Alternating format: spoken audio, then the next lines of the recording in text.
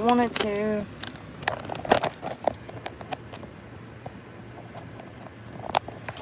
So I decided to buy the gas station and get me $20 of gas, okay? Because God knows it cost about 30 to 40. You're going to spend $20 to $40 a day just existing out here because you can't stay in one place longer than an hour or so. So I was stopping to get gas, and I put 20 bucks in, which ain't shit in this car. And then I go to the front to buy my vape pods, and my card declines. I'm like, what the fuck is going on? What is going on?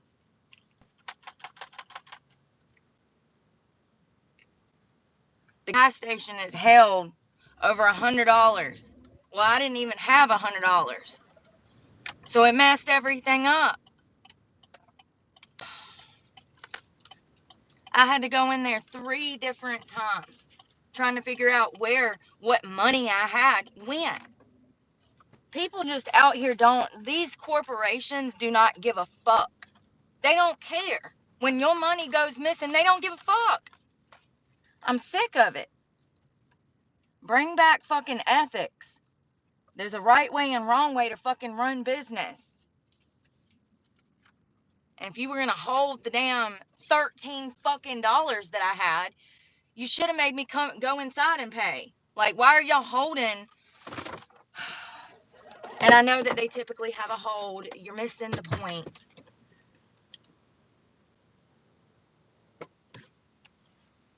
They shouldn't even let me use the damn card if it was going to damn hold what I had left. Usually, it won't let you pay at the pump if you don't have a certain amount of money.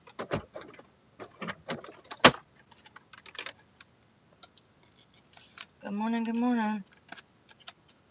It's not the small stuff when it means that you could live or die.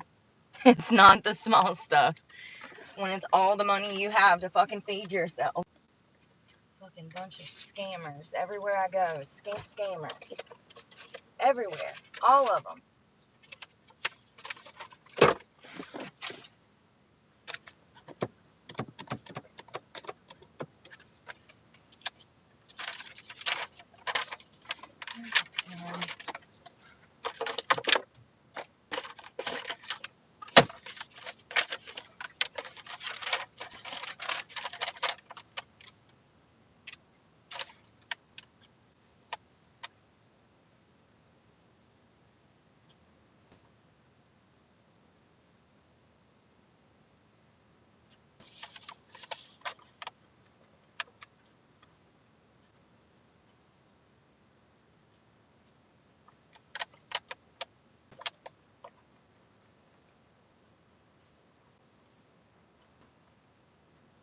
Shit.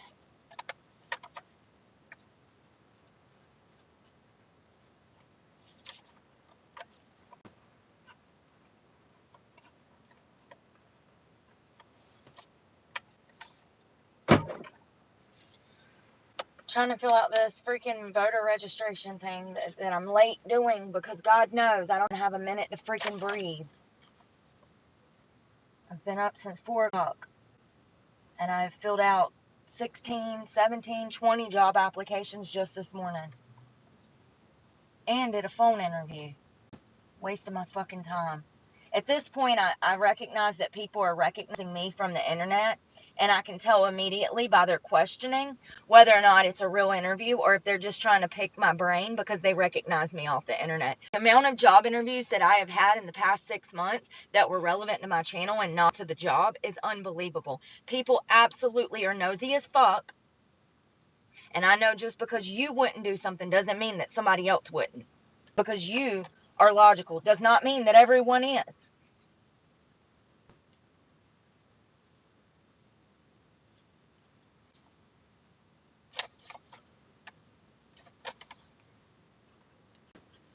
So something that's sticking out to me on this voter registration form is that you have a social security number. Now it says, I do not have a driver's license or social security number. You can check that as an option if you don't have those things. So you don't necessarily need, on the identification information required, you don't necessarily need a social security number and or a driver's license to vote. You can just click, I do not have a driver's license, DMV, ID, or social security number. Also at the very top, it says, are you a citizen of America? If you check no in response to this question, do not submit this form. You are not qualified to vote. That is the only thing on the form. But that doesn't mean that people aren't going to. And this, you have to have an address. You have to have your home address required. How does someone that's homeless vote if they're going to require an address? You don't require the people that are fucking coming here to fucking work and be productive members of society. I find this interesting. We're just going to it because I don't have any choice. 1716 Pine Hall Road, Pine Hall, North Carolina.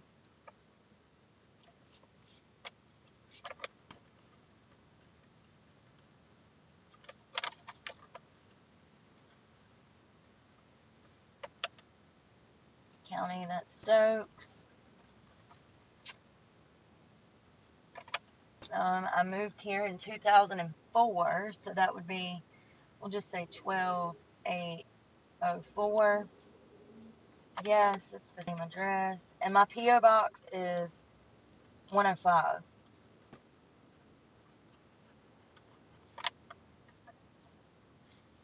We're going to do 105 as the unit number. 105. City. Madison. State, North Carolina. 27025.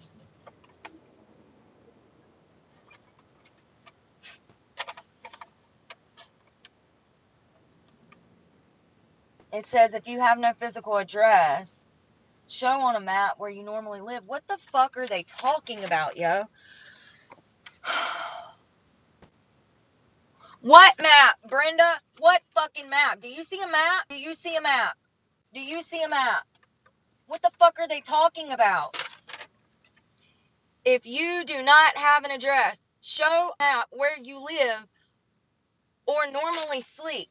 What? What? What the fuck is going on? God, please, I can't today. I need a fucking interpreter to fucking fill out the damn voter registration form.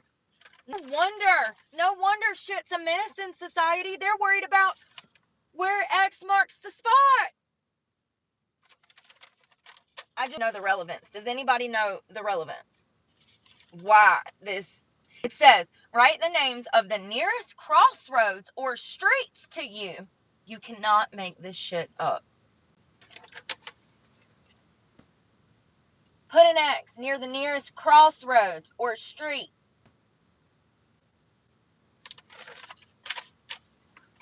Can someone, anyone, tell me what this is?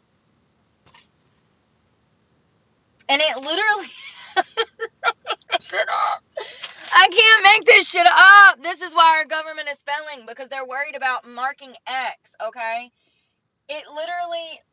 Yo, I can't make this shit up. They want me to mark X.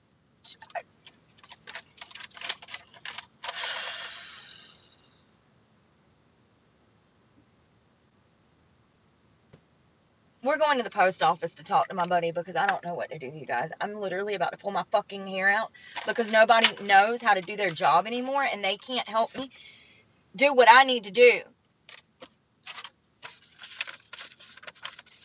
Every single branch of our systems, every single branch is just shot. It's shot. We're never coming back from this. America's gone. It's gone. We're living in the new world where nothing is ever going to make sense. Be ripped off on a fucking daily basis. Your hard-earned money is constantly going down the fucking drain towards stuff that don't even fucking make sense. And then when you go to fill out your voter registration form, they're going to have you playing X marks the spot, tic-tac-toe.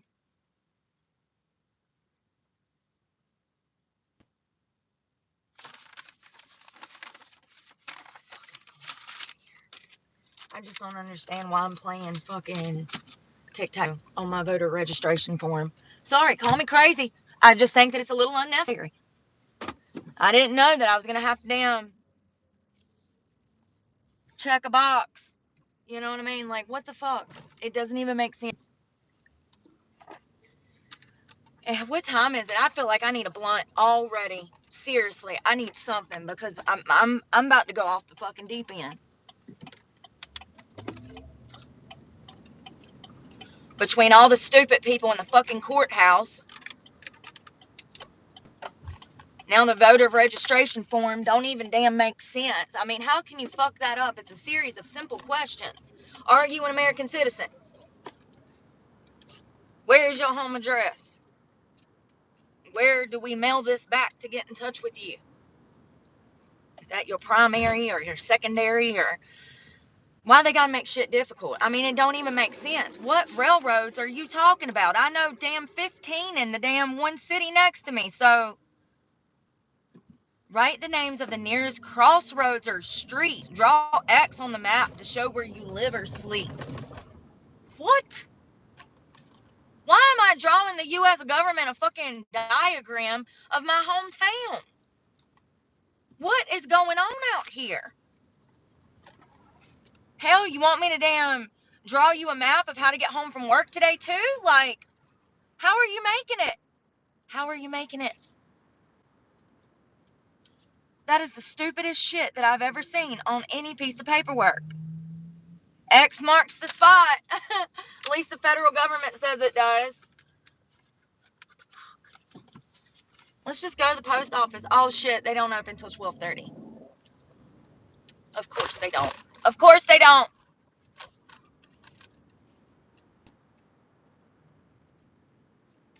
Fucking stupid. You know, ironically, right next to the post office, there's a railroad station. There's railroad tracks right there. Right in front of my post office that a judge claims as my private residence. I won't get in. I won't start on that this morning. But we're heading to my home address, okay, that a judge, magistrate, claims as my home. It's a post office.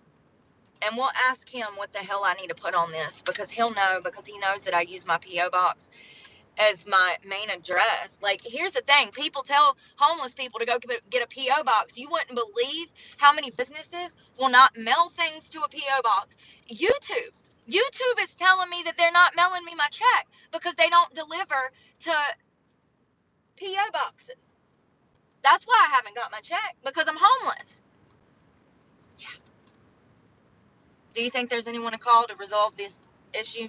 Nope. Nobody. And matter of fact, it says that if I don't claim this check within 90 days, which is in another 28 days, that the check is null and void. So YouTube takes the money. Welcome to being homeless, where you've already been fucked over your whole fucking life, and everybody else comes out to take what they can from you when they fucking can. This is the reality of being homeless. The lower you fucking go, the more people are going to be scheming on you. 100%. You think I got that $30 back from my fucking bank that stole it? We're headed there now. We're about to go talk about it. I'm headed to the bank. Do you think that the bank's fuck up refunded me the $40 that they owed me last week when they shitted me on my gym membership? Ain't seen it. Ain't seen it. So let's go hear their excuses. I'm sick of this shit.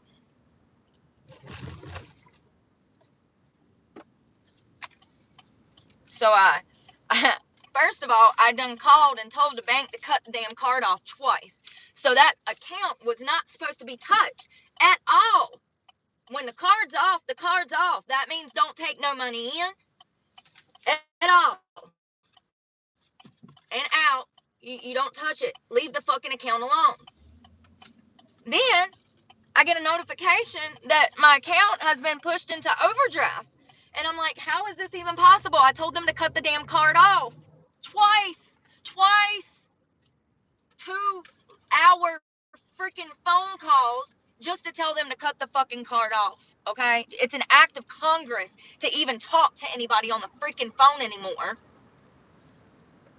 So my account is negative $15. I'm like, what is going on? What happened? Oh, they drafted my Planet Fitness out of there. So I'm like, okay, well, at least my Planet Fitness is paid for the month. I was planning to pay with my Cash App card. I get to Planet Fitness and my gym membership is cut off. So I can't even wash my ass. How am I going to wash my ass? I guess by the fucking river, right? That's my only other option. So I'm like, what's going on? They're like, yeah, we didn't get the payment. We see that the bank sent the payment, but then the bank took the payment back. I said, well, what do I do? And he's like, oh, well, you got to pay $40 now. So because it was late, there was a $15 extra fee, a late fee, that took my 20-something dollar gym membership to $40 fucking dollars. So the bank took $30. I'm sorry, they took $40. They took $27 for the gym membership and then a $10 overdraft fee. So I got shitted on for $40 by the bank. Then I got shitted on for $40.40 by Planet Fitness, even though the bank is still claiming that Planet Fitness got that $30. So where's the $30? Your guess is as good as mine, honey.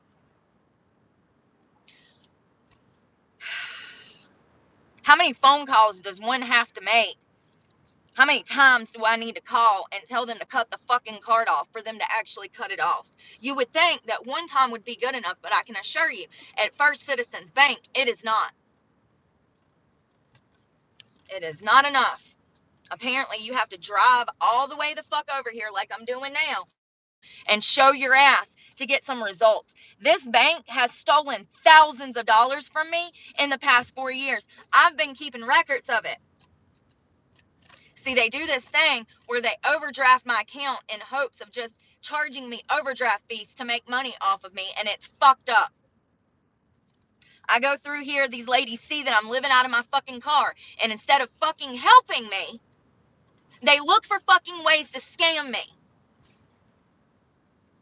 That $30, $40 that they took from me after I'd already cut the fucking card off, they should have put it back. But do you think that they do it? No, they don't give a fuck. That's why every time I go through there, they're like, do you need anything else? They're worried that I'm about to fucking implode. Yeah, because every time I turn around, you're fucking scamming me. Y'all, I can go put $1,000 in there today. I'll wake up tomorrow and that $1,000 will be gone. I don't know where it fucking goes. It just fucking evaporates over fucking night. Make it make sense.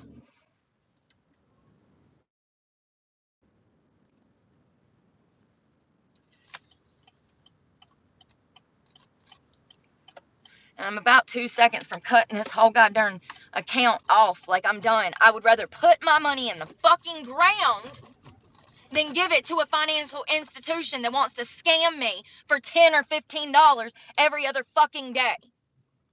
First Citizens is for rich people. If you're poor like me, they're going to be scamming on you, honey. And if you have a First Citizens account and you're poor right now, you might need to, that's why. First Citizens is robbing you blind.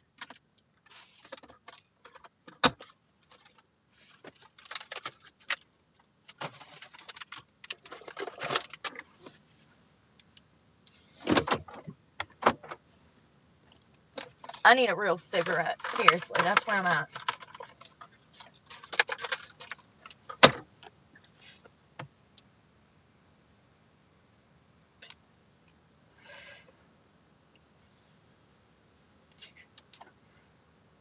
They used to hold my cash. They still do. If I go and take money out of my Cash App to put it in my First Citizens to cover small minor bills, was not even supposed to be happening. I've done called them twice and told them to cut the damn card off, that the card is not to be used for anything. Because anytime the card's on, my money just disappears.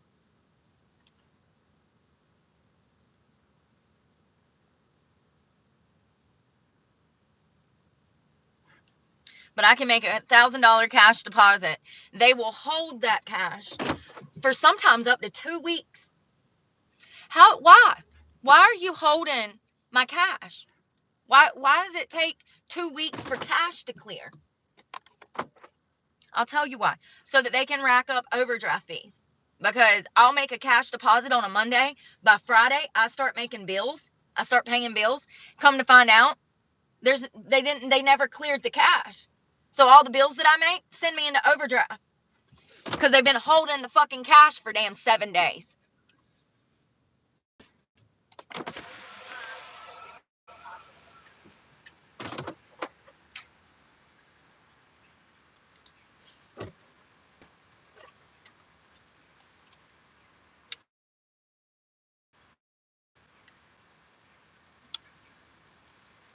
Looking for my first citizen's card.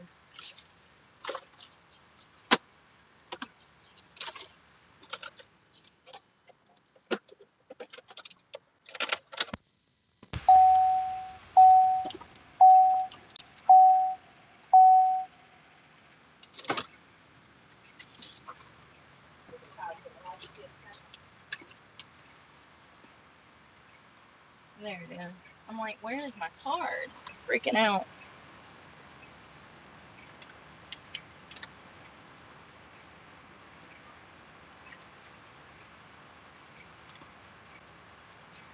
Hi.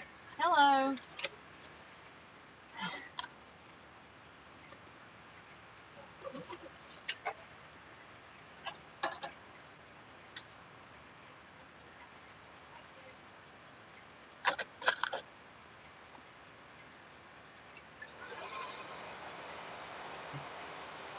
What am I doing for you? Yes, I had a charge on the 19th from Planet Fitness, and y'all actually charged me a $10 overdraft fee for that. And the gym never got the money. I ended up having to pay an additional $40 through them because they never got the money through y'all, but y'all charged me, and there's an overdraft charge for it. So the $40 I just need reinstated back to my account, please.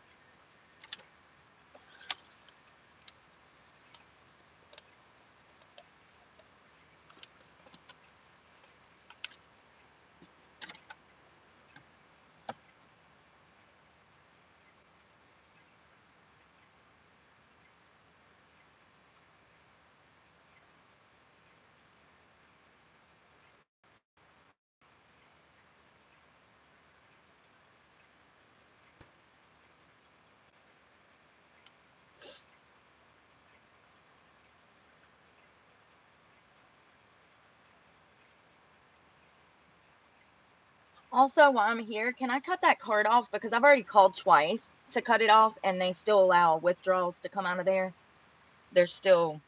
They haven't cut it off.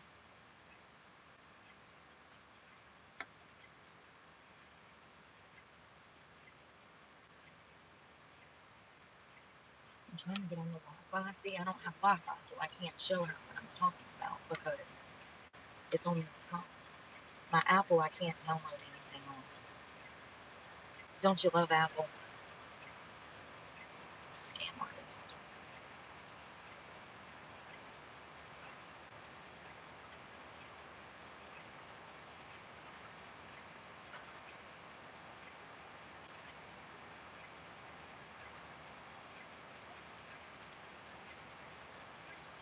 Can I get your number and call you because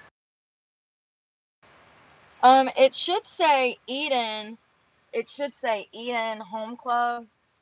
It should say Eden Gym Pass or membership. It was on the 17th they tried to draft it, and then the 19th it shows that it came out. And hold on one second. Yes.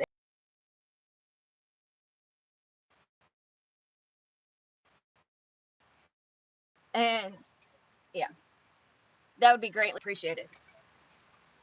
You know, this has been going on for 4 years and I didn't notice it, but I actually have financial records going back for 4 years where they've been doing this time and time again. I counted 56 different transactions where they've sent me into overdraft with charges that I double paid for because it wasn't, that's what I said, to cut the card off. I've already called twice and told them to cut the card off, that nothing is to in or out of that account. And I still have these issues. And it's been going on for 4 years. Every time I turn around, they're taking money that I don't have. And then I go into these businesses and they're saying that I owe them money. And so I have to cover that. And so I'm getting hit double. Yeah. I'll get somebody to call you, Heather. Thank you.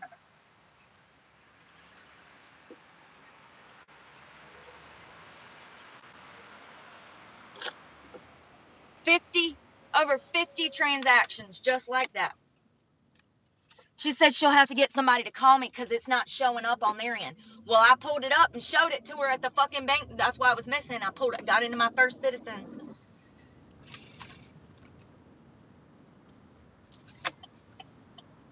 Y'all, this shit be so stressful. I don't even know what I have anymore.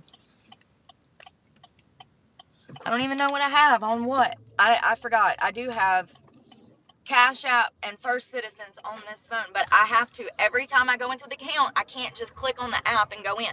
I have to verify my account every time I try to get into the First Citizens account. So it takes a minute. They have to send something to your email or your cell phone, and then you have to click on that and go through the web page, and then it redirects you back to the fucking app to get into your account, because I haven't registered the device, because I don't want to register the device because it'll cause so many other problems on my other devices.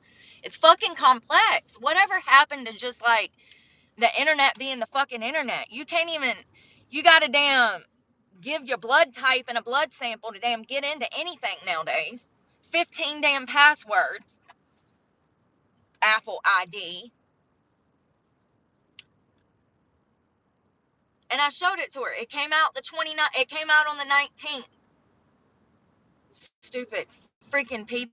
They know exactly. Don't look shocked when I tell you I've got records of over 50 of these instances. Don't be fucking shocked. You know exactly what you're doing.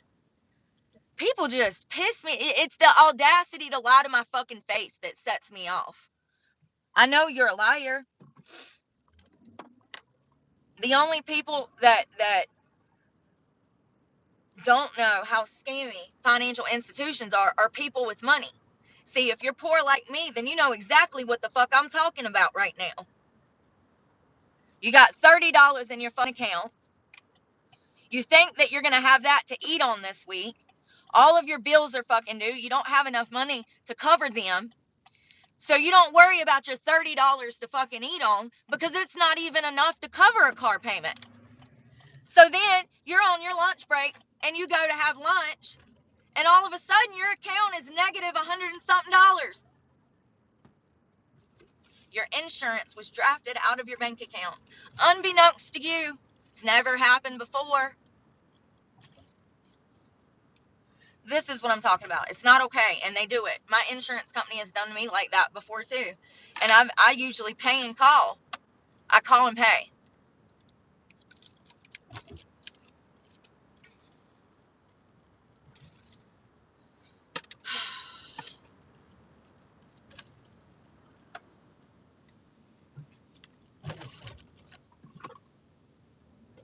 Y'all, I'm just at my wit's end. I thought that when I grew up, things were going to be right. I thought that adults were right. God, how fucking wrong I was. I really did. I thought that when you grow up and you're living in the big girl's world, that everything was done properly and correct and the right way. And it's not. It's not. The world is nothing like what it should be. It's the complete opposite. It's the complete opposite.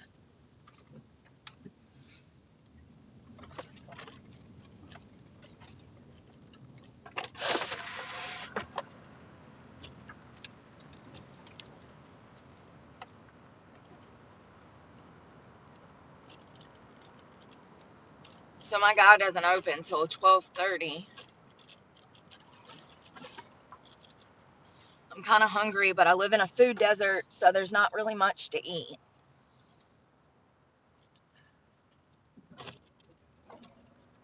I don't want to live in the city because it's 10 times more dangerous, and all of my bad instances that I've had were in the city. The guy trying to break into my car, I was in Charleston. Myrtle Beach, that guy hunted me down off the internet. Remember? I remember. Every single fucking time that I've met a weirdo, it was in the city. And I'm not saying that's the only place that weirdos are, because God knows I live in the country and there's a lot of them here too. But what I am saying is that being in the city puts a target on your back as a single female living out of your car.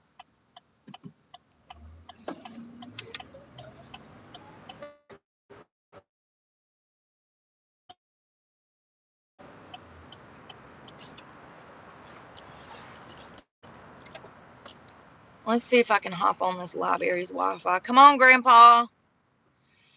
Lord have mercy, get out my way. I'm gonna ram you today.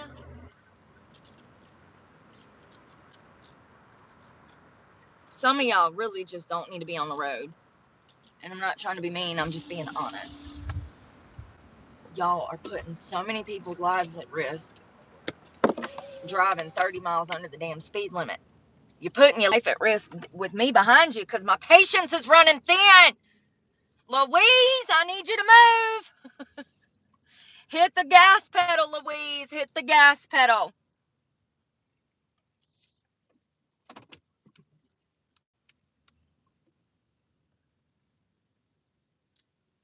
Let's see if my Wi-Fi works, or unless I got to go into this piece, and I really don't want to.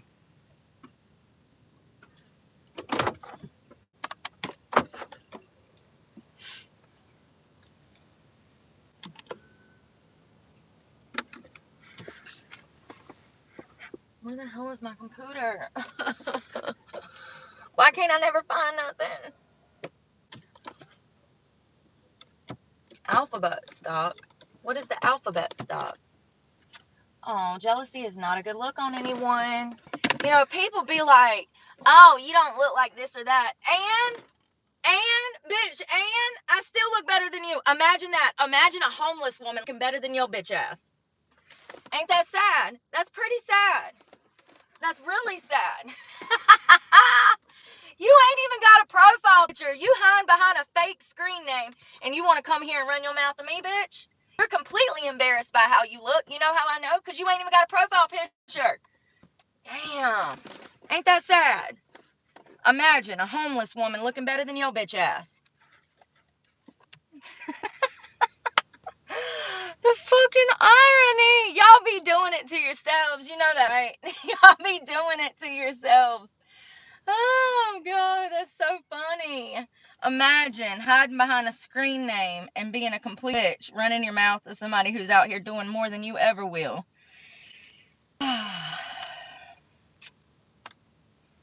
Oh, it says I'm connected, bitch. Stop playing. Stop. No way. I wonder how long this will last till they figure out my content. And Karen Library is like, oh my God, she's a Republican. She believes in traditional family values. We have to block her so we can brainwash the children. That's just what I think they sit around saying. Y'all, so this Milton is not good.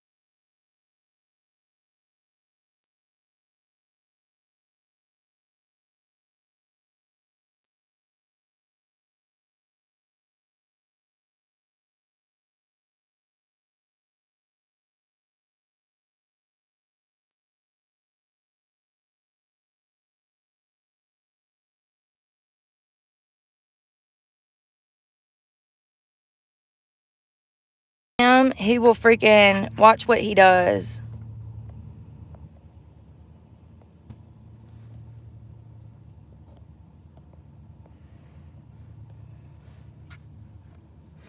Let's see if he freaking does it. There it goes.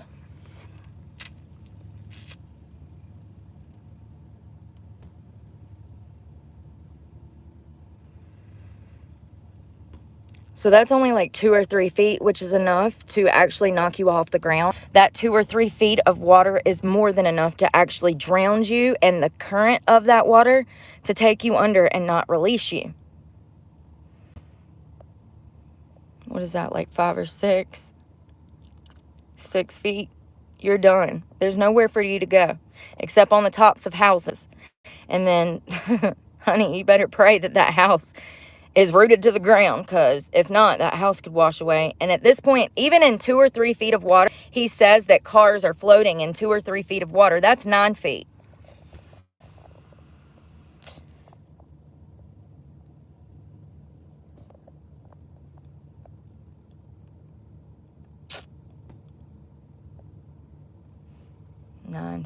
I saw another one where she did 15 feet, and you should have seen the water over her. It was crazy. So scary.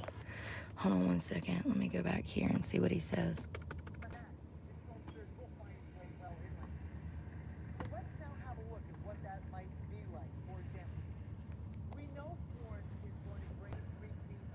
So Florence is going to get 1 to 3 feet.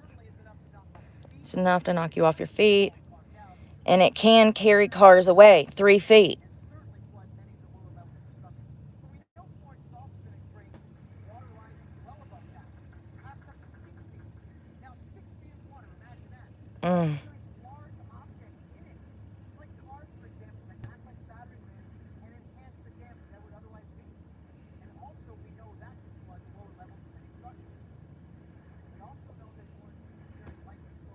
Jesus. How scary is that, y'all? That would completely cover up 1-story buildings, he said. That is scary. So they keep going back and forth. And in my opinion, they're going back and forth because they don't know. Because they don't know how to do their jobs anymore. Once again, you would think with all of this modern technology that these fools would have it all figured out. Every time it was going to storm or rain or shine, they would know. But that's not the case. They don't know. 90% of the time, the weather is freaking wrong. So it says Milton has fluctuated in intensity over the past few days, rapidly becoming a monster Category 5 storm in mere hours on Monday. After a brief awakening for eyewall replacement, the National Hurricane Center said that Milton is a 5 today. Now it says at 8 a.m. on Tuesday, they say that it had weakened to a Category 4. Y'all, look at this storm. Look how scary this is. Now, something else I want to talk about is something that I found, and I got to see if I can get it hooked up so that we can hear it. So, I wasn't understanding how the government could... I didn't understand. Listen, we're just going to listen to it because I don't quite understand what this guy is saying. But apparently there actually is a way for the government to make these storms worse. Scientifically, I know it sounds crazy, but they can. And that's what we're going to talk about because I don't quite understand it either.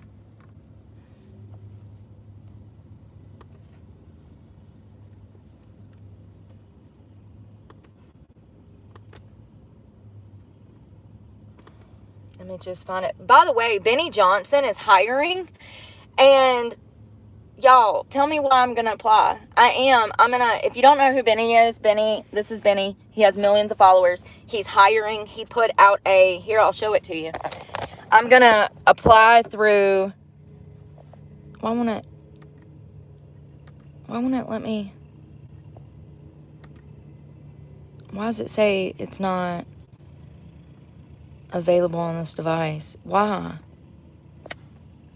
What the hell is going on? This is what makes me so mad. Let's go home. It was literally right on his page. This morning it says we're hiring, and you click on the link and it goes to, I think, Snag a Job or Indeed or one of those, and you can easy apply on there. And I started the process. I just don't see where it's usually on the community post, but now I can't see it. Now it's not on there. Let's just go to no videos. I don't know where it's at, but he is hiring and I'm applying, and it has information on there if you're a content creator.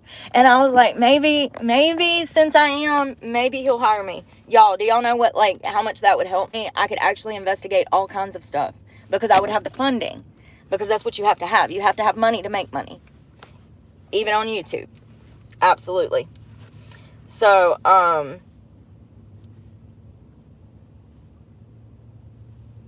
I'm looking for this. Hold on one second.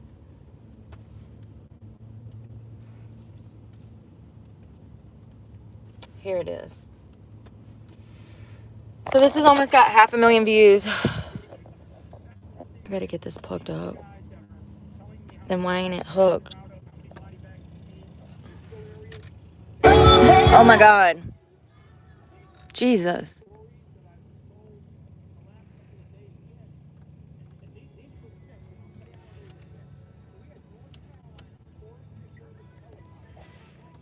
Jesus Christ, why does shit gotta be so difficult? Okay, well, I want you to connect.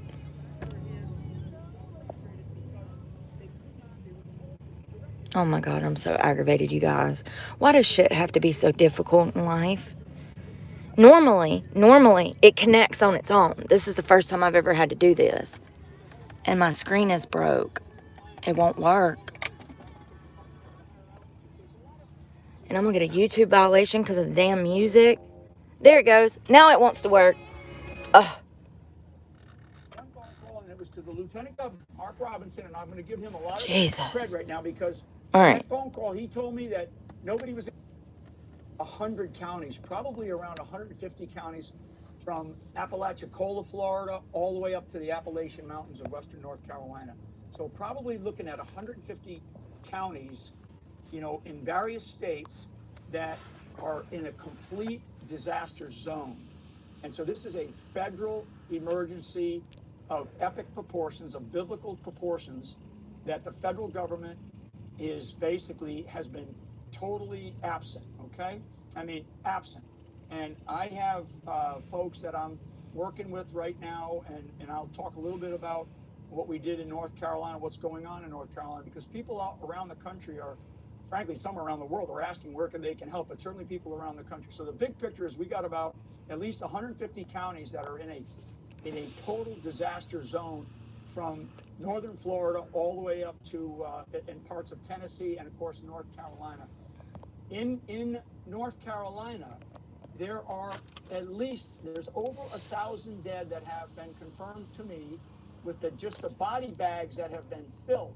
There are insufficient numbers of body bags, so there are dead bodies lying aside, and this is mainly up in North Carolina, that is already pushing over 1,000. My guess is that by the time we look at all of what has happened, we're going to be probably somewhere around 2,000 or north of 2,000 dead people.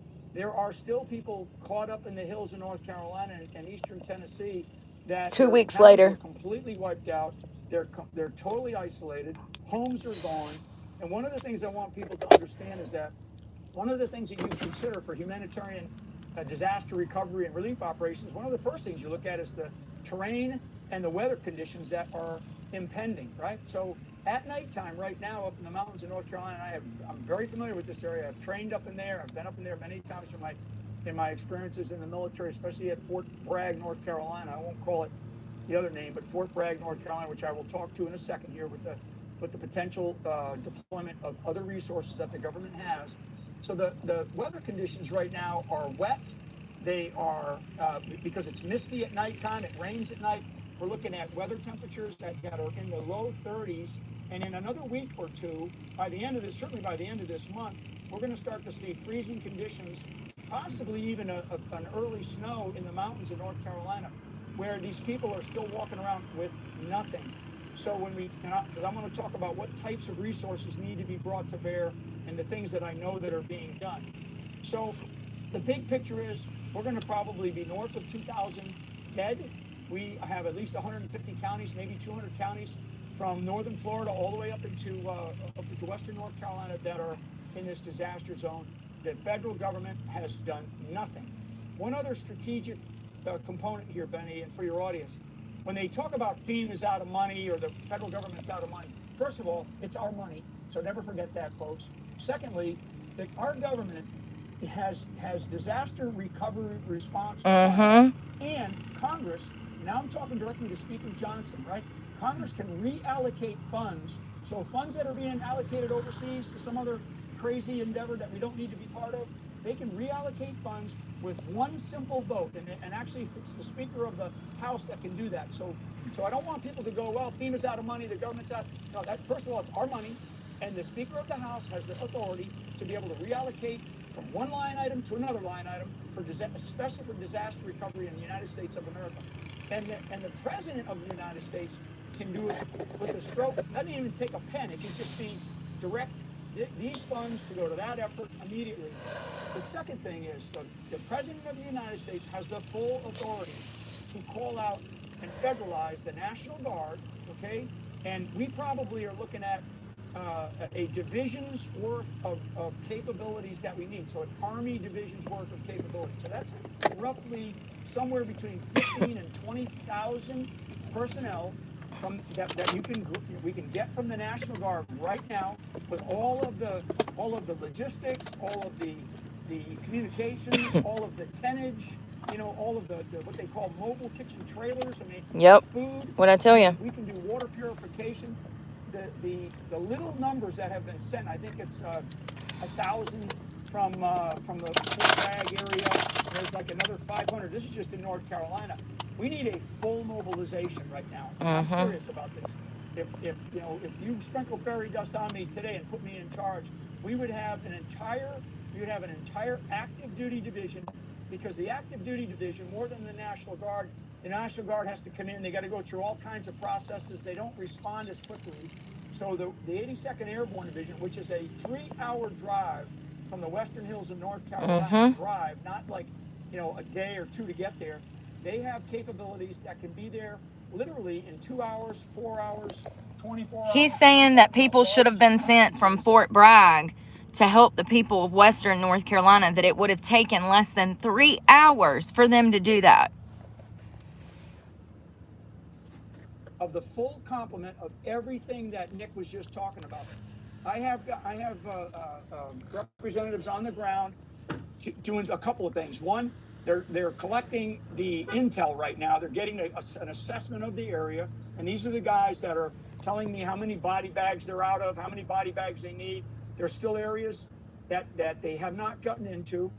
I mean, some of the stories that I was told in the last couple of days, we had, and these were fixed, and I'll tell you how they were fixed. So we had North Carolina Forestry Service helicopters at Hickory Airfield in North Carolina that were sitting idle for 5 days. And the pilots who know that part of the country like the back of their hands were so frustrated because they were directed basically, don't do anything.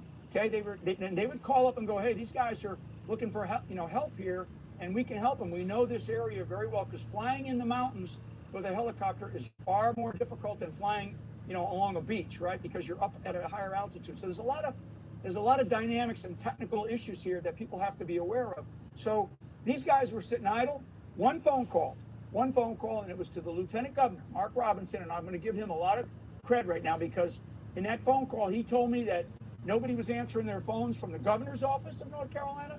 Nobody was answering their phones from his calls to the Department of Homeland Security, or he was calling up into the White House. So Mark took it on his own, went to the airfield yesterday afternoon and directed under his authority. And I don't know what that means. I don't know if he has that versus the governor, but he told those helicopters, and they said, thank you very much. And they put those helicopters into service. They were sitting there, Benny, for 5 days. So there's so many stories of incompetence and ineptitude and intentionality. FEMA has a small element on the ground, and people that are going up to it, there's no sign. So it's not like, hey, FEMA's here. We're here to help. We got supplies coming in. We got relief efforts going on. They were told, basically, don't address anybody that comes up. If they come up, just tell them you're sitting tight and you're waiting on resources. This was this morning. This is this morning, a FEMA operation that's a little bit further away from Hickory, up in the greater Asheville area. So that's kind of some of the tactical picture. But we have the ability immediately, and I mean immediately, with the phone call by the President of the United States directing the National Command Authority, and that means the Department of Defense, the Secretary of Defense, the Department of Homeland Security, FEMA, and some of these other federal institutions to mobilize, and they should put it under the command and control of a military unit, because this is a military recovery and disaster relief operation. What the fuck? Part of these. This is a very simple operation, actually, in the military, because these are Americans, right? Our soldiers, and I have too many stories in the last couple of days of soldiers at Fort Bragg, North Carolina, taking leave because many of them live up there, or other guys know people up there, so they're taking their own leave to get out there and help out for a couple of days to just do some immediate operations, because they can't take that much leave, right? A couple of days, 7 days. And so units are letting them go. So low-level soldiers our rank and file understand the urgency. They're watching this unravel, and they're looking at our government go and say and do nothing. I mean, nothing. This is so outrageous. We have, I mean, and what Nick was talking about, and you guys kind of touched on it in the end, you kind of say to yourself, why? And so, what are they doing, right? And you have to say to yourself, $750, that's ridiculous. I mean, everybody knows. Everybody looks at this and goes, what the hell is going on? And what's going on is, and I said this very publicly this morning on my X post, I want people to understand, when they say build back better, they need to destroy the entire system in order to build it back better in their image. And I mean that intentionally. I mean that precisely. These people are intent on destroying this country. So there are also stories. This just makes me sick. And good reporting from good people on the ground that I know of the looting and a lot of gunshot fire, a lot of gun fights up there to get rid of looters by some of the locals and by some of the recovery assets. There are also children that they're finding with rope on their arms and their legs where they were tied to trees by their parents, and their parents are now dead. And the kids were able to get recovered. There are reports of illegals up in that area, and there's a group of illegals that they had, basically grabbed up about 3 or 4 days ago. And 8 of them. These are they were illegal of raping some of these children up there. So this is brutal, and this is a war zone. And in a war zone, and this is what I mean about this sort of disaster zone. It's like a war zone. You showed many of the pictures, Benny. So when you have a war zone like that, you're going to have all sorts of nefarious characters, actors. You're going to have people up there with all kinds of, hey, if you support me, if you support this, and they're going to be benefiting from it. We got to. These strawberries are weird, you guys. About who we're supporting, where your money's going.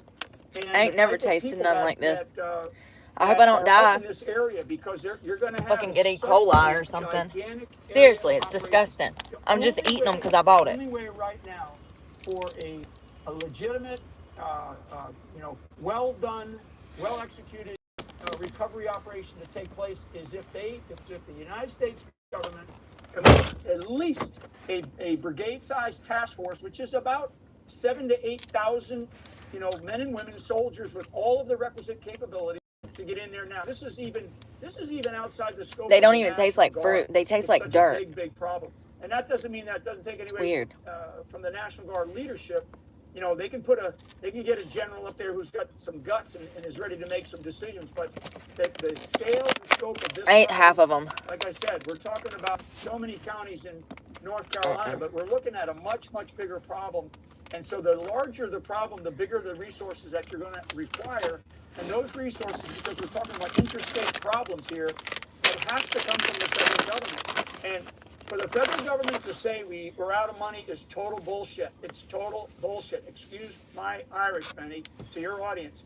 There are funds that are available. The President of the United States can redirect them. Speaker Johnson needs to stand up right now, and also he's got the authority to move monies from one account to another in order to support this operation. And then Y'all hear this? Our Congress, our House, they should be so public right now in the public domain, demanding that the President of the United States help these people. Benny, we're going to have over 2,000 Americans dead from a hurricane that was never expected to. That's more than Katrina, by the way.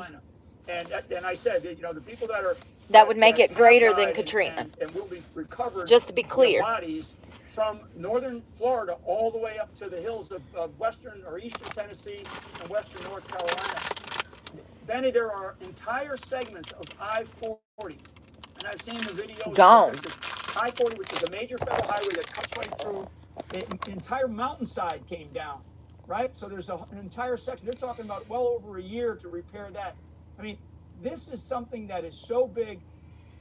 Kamala can take her $750 and put it where the sun doesn't shine. Because right now,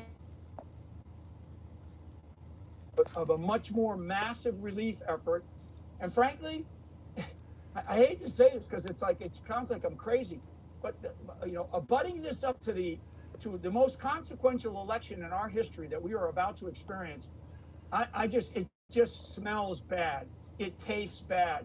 It's the old thing. If it looks like a duck and quacks like a duck, it's a duck, right? And we got a problem right now, Benny. And this government is intentionally, doing nothing. They're doing nothing. So don't let anybody say that there's no money, and don't let anybody say that there's no resources. There are both, and they can be there in a moment's notice. We're already 8 days too late.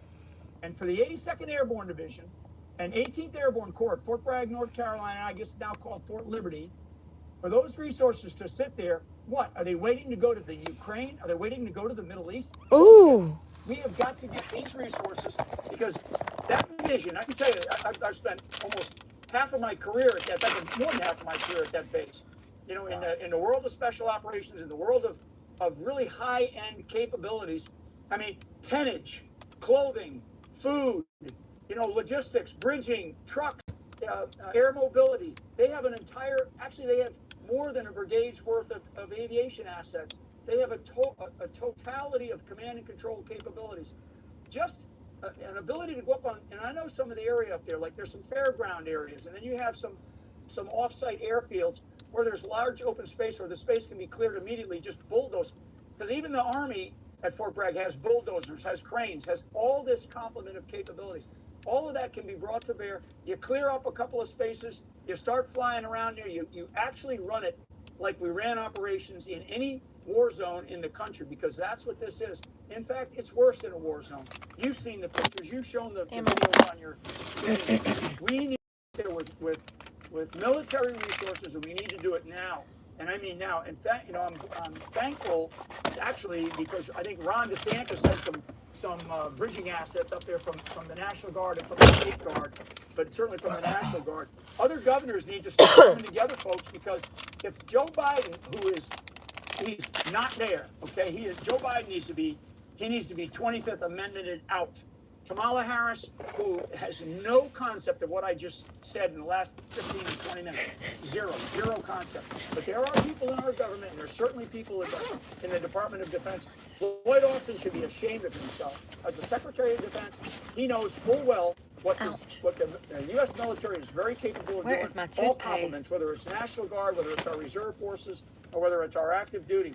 And right now, to put an active duty unit in there for, let's just say, 30 days, and then you can bring in, some of the other search and rescue, some of the other civilian capacity that we have in this country, right? So we know that there's people, and we'll get this. I'll get this information to you so you can put it out in your show, because there is a church up there that is setting up operations. It's a great church, great pastor. There's another couple of groups up there that I know that are bringing in truckloads of food and shelter and warm clothes. I mean, money, yes, will help pay for the fuel services. I know one of the guys that's up there, they brought 6 helicopters up, private. These are private guys who went up there. They normally get a phone call from FEMA. FEMA never called them. These guys are the top search and rescue people, and FEMA calls them whenever there's a disaster.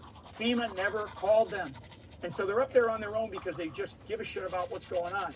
So they have about 6 helicopters, and they need to pay for fuel. The folks providing the fuel up there have given them fuel at half price, which is really, really nice. But that fuel will eventually run out, so we need to get, we need to pay to get fuel up there. If we continue down this path with trying to do this, by private citizens, and I'll shut up here in a second, Benny. It kind of harkens back to the retreat from Afghanistan. When we pulled out of Afghanistan, and the tragic loss of the beautiful 13 lives, so many others that were wounded, the leaving behind of American citizens, the government pulled out. And so what happened? I mean, there's still Americans back there, right? And so private citizens stepped up, and they started to conduct rescue operations in the most difficult part of the world. Now we're talking about right here in our own front yard. This isn't our backyard. This is our front yard, America. And we have the full capabilities, assets, resources, funding, all of it. And you know what? That's our money. Don't let anybody say, well, the government doesn't have any money. Bullshit. There is so much money that we can come get access to, and they can reallocate. We're in a new fiscal year. I mean, these are things that I understand, and God help these people. If, from my perspective, I ain't speaking for Trump, but from my perspective, God help these people if we get back into office, because this is insane. We can't have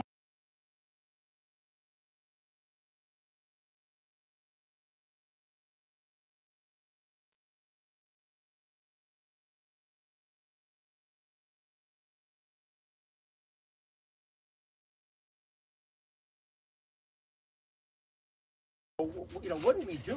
Why? And I know why. I think there's an intentionality behind this. And I would love Joe Biden. He didn't even know that there's a storm. He didn't know which storm. I heard you ask Nick about, he said, what storm?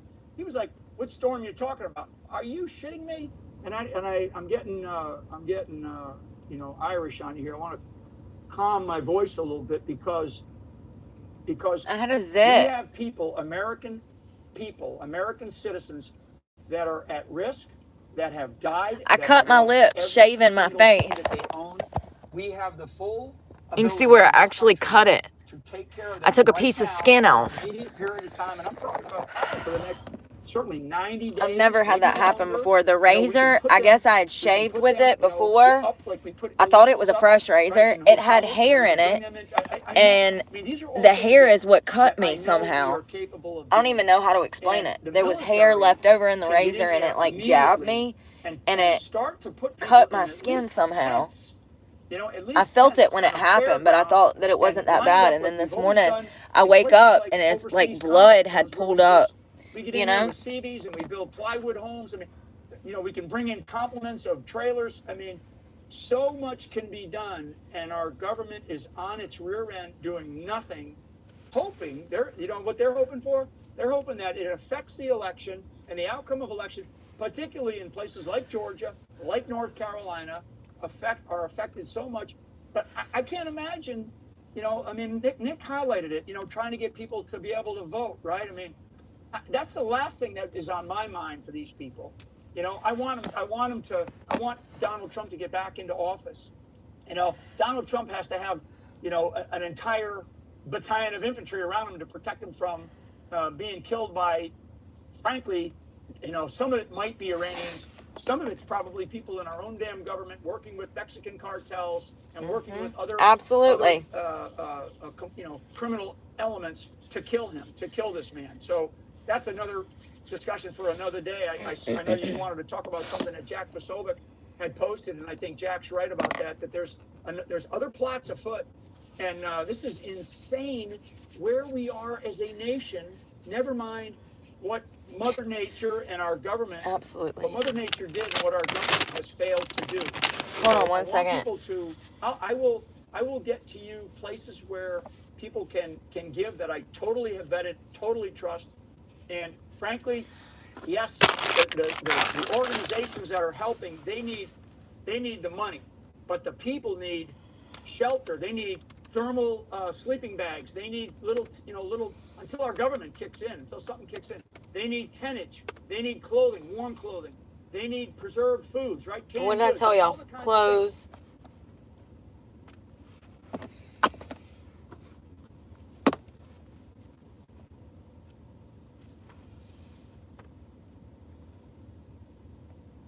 Ultimately, Cap, months, I had tests go as high as 3,450 ppb of aluminum in my rain. That's toxic rain.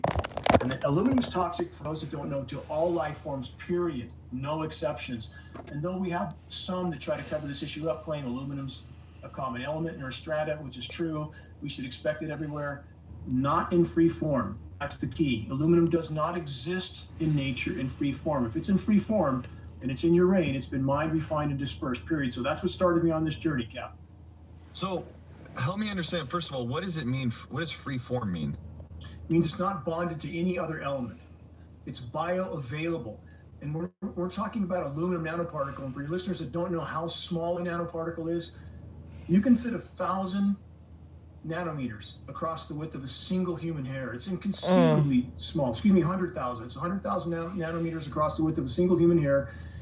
You can't conceive of how small these particles are. So we have recent science study that indicates, this is peer-reviewed science study, that we may be inhaling, depending on location and conditions, as much as 20 million nanoparticles in a single breath. And that's very hard to comprehend. But when you see every other commercial on Matrix Media TV is some sort of respiratory something, and yes, we have pollution, we recognize that. We have a lot of issues with particles in our air.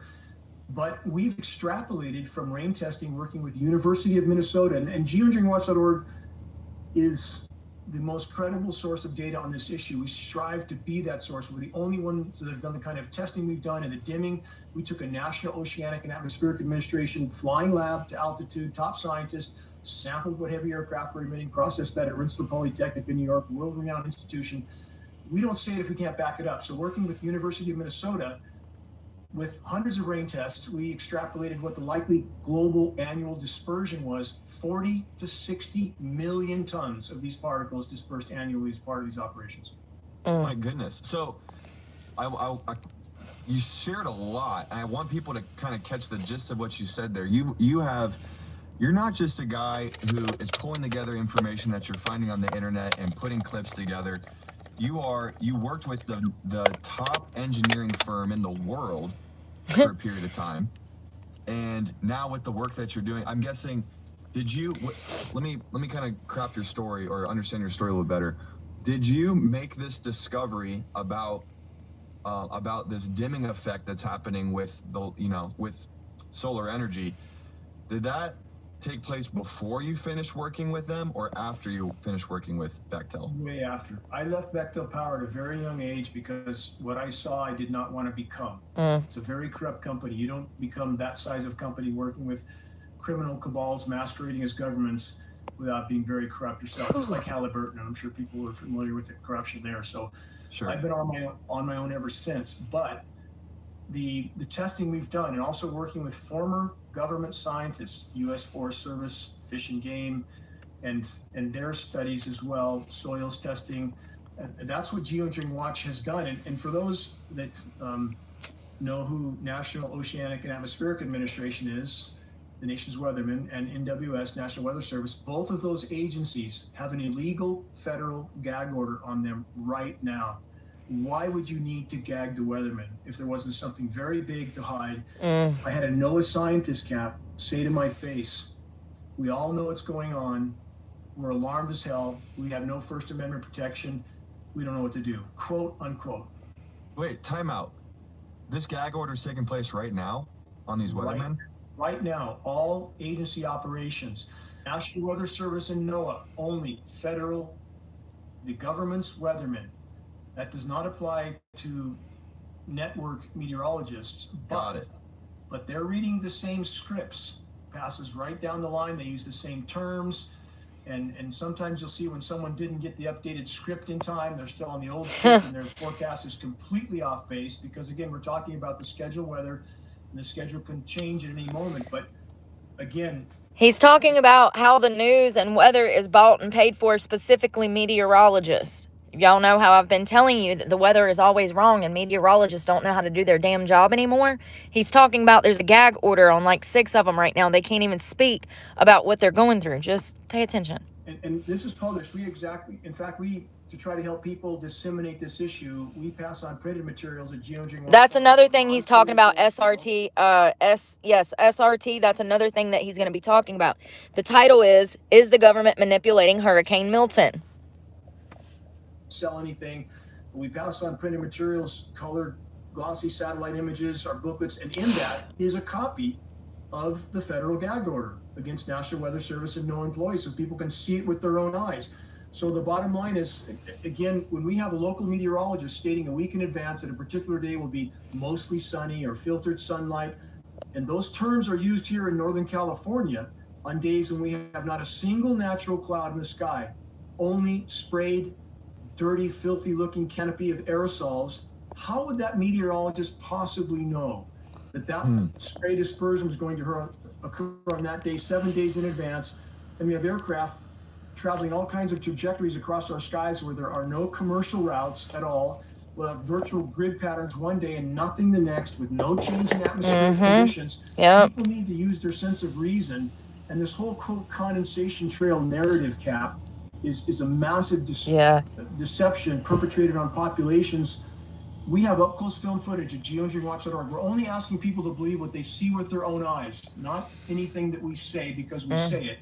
We have up-close film footage of KC-10s, KC-135, C-17 Globemasters, nozzles visible, turning dispersions on and off, period. This is not condensation. And let's add this, all commercial carrier aircraft and all military tankers are equipped with what's known as a high-bypass turbofan jet engine. That's a jet-powered fan designed for fuel efficiency. 90% of the air that moves through that engine is not combusted. By design, that engine is nearly capable of producing any condensation trail except under rare and extreme circumstances. And condensation doesn't behave as we've been told. If you see an Arctic researcher or someone in Antarctica and their breath is condensing, you see a cloud forming over their head after a minute or two, that's not what condensation does. If you see an air show in an aircraft making smoke riding or whatever they're doing, that's a particulate. That behaves in exactly the same way because we're talking about a sprayed particulate. And again, all of it showing up in our precipitation test. So this is an absolute inarguable scenario at this point. We need to expose it. For me, as somebody who is not an expert in this area, me either. Here's where I come from personally.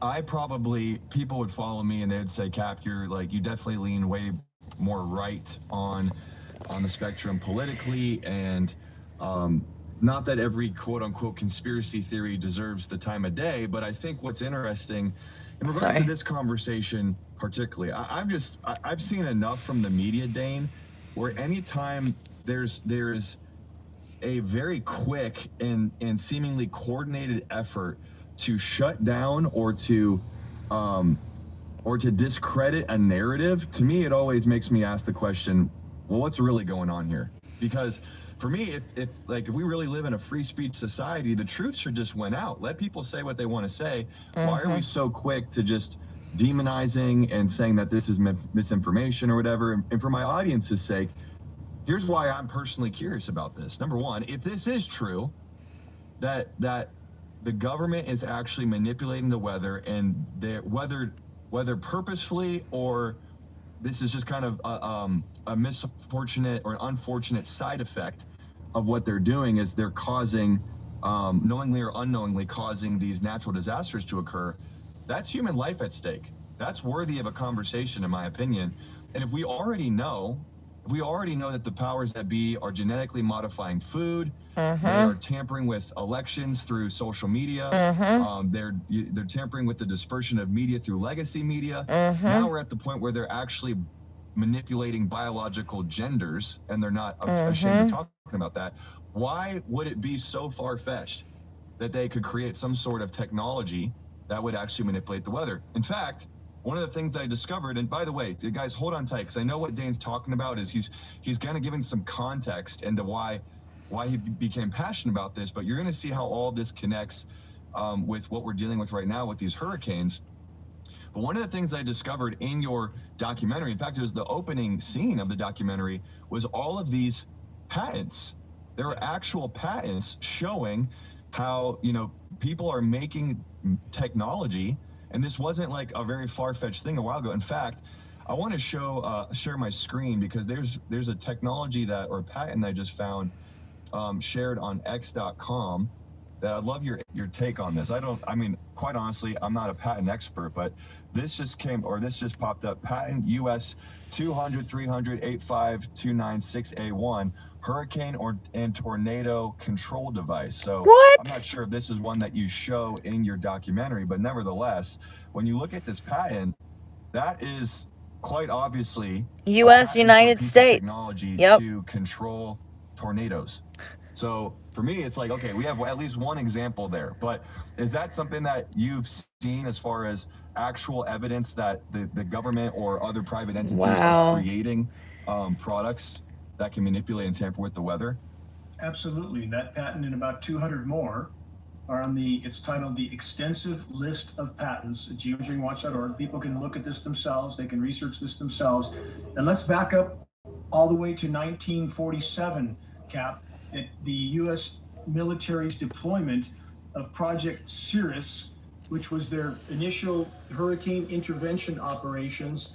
And they were so effective then, even with a very small input of material into that storm. In fact, it was a few pounds of material only. They changed the course of that storm and caused extensive damage, and then later tried to do damage control to pretend that that's not what happened.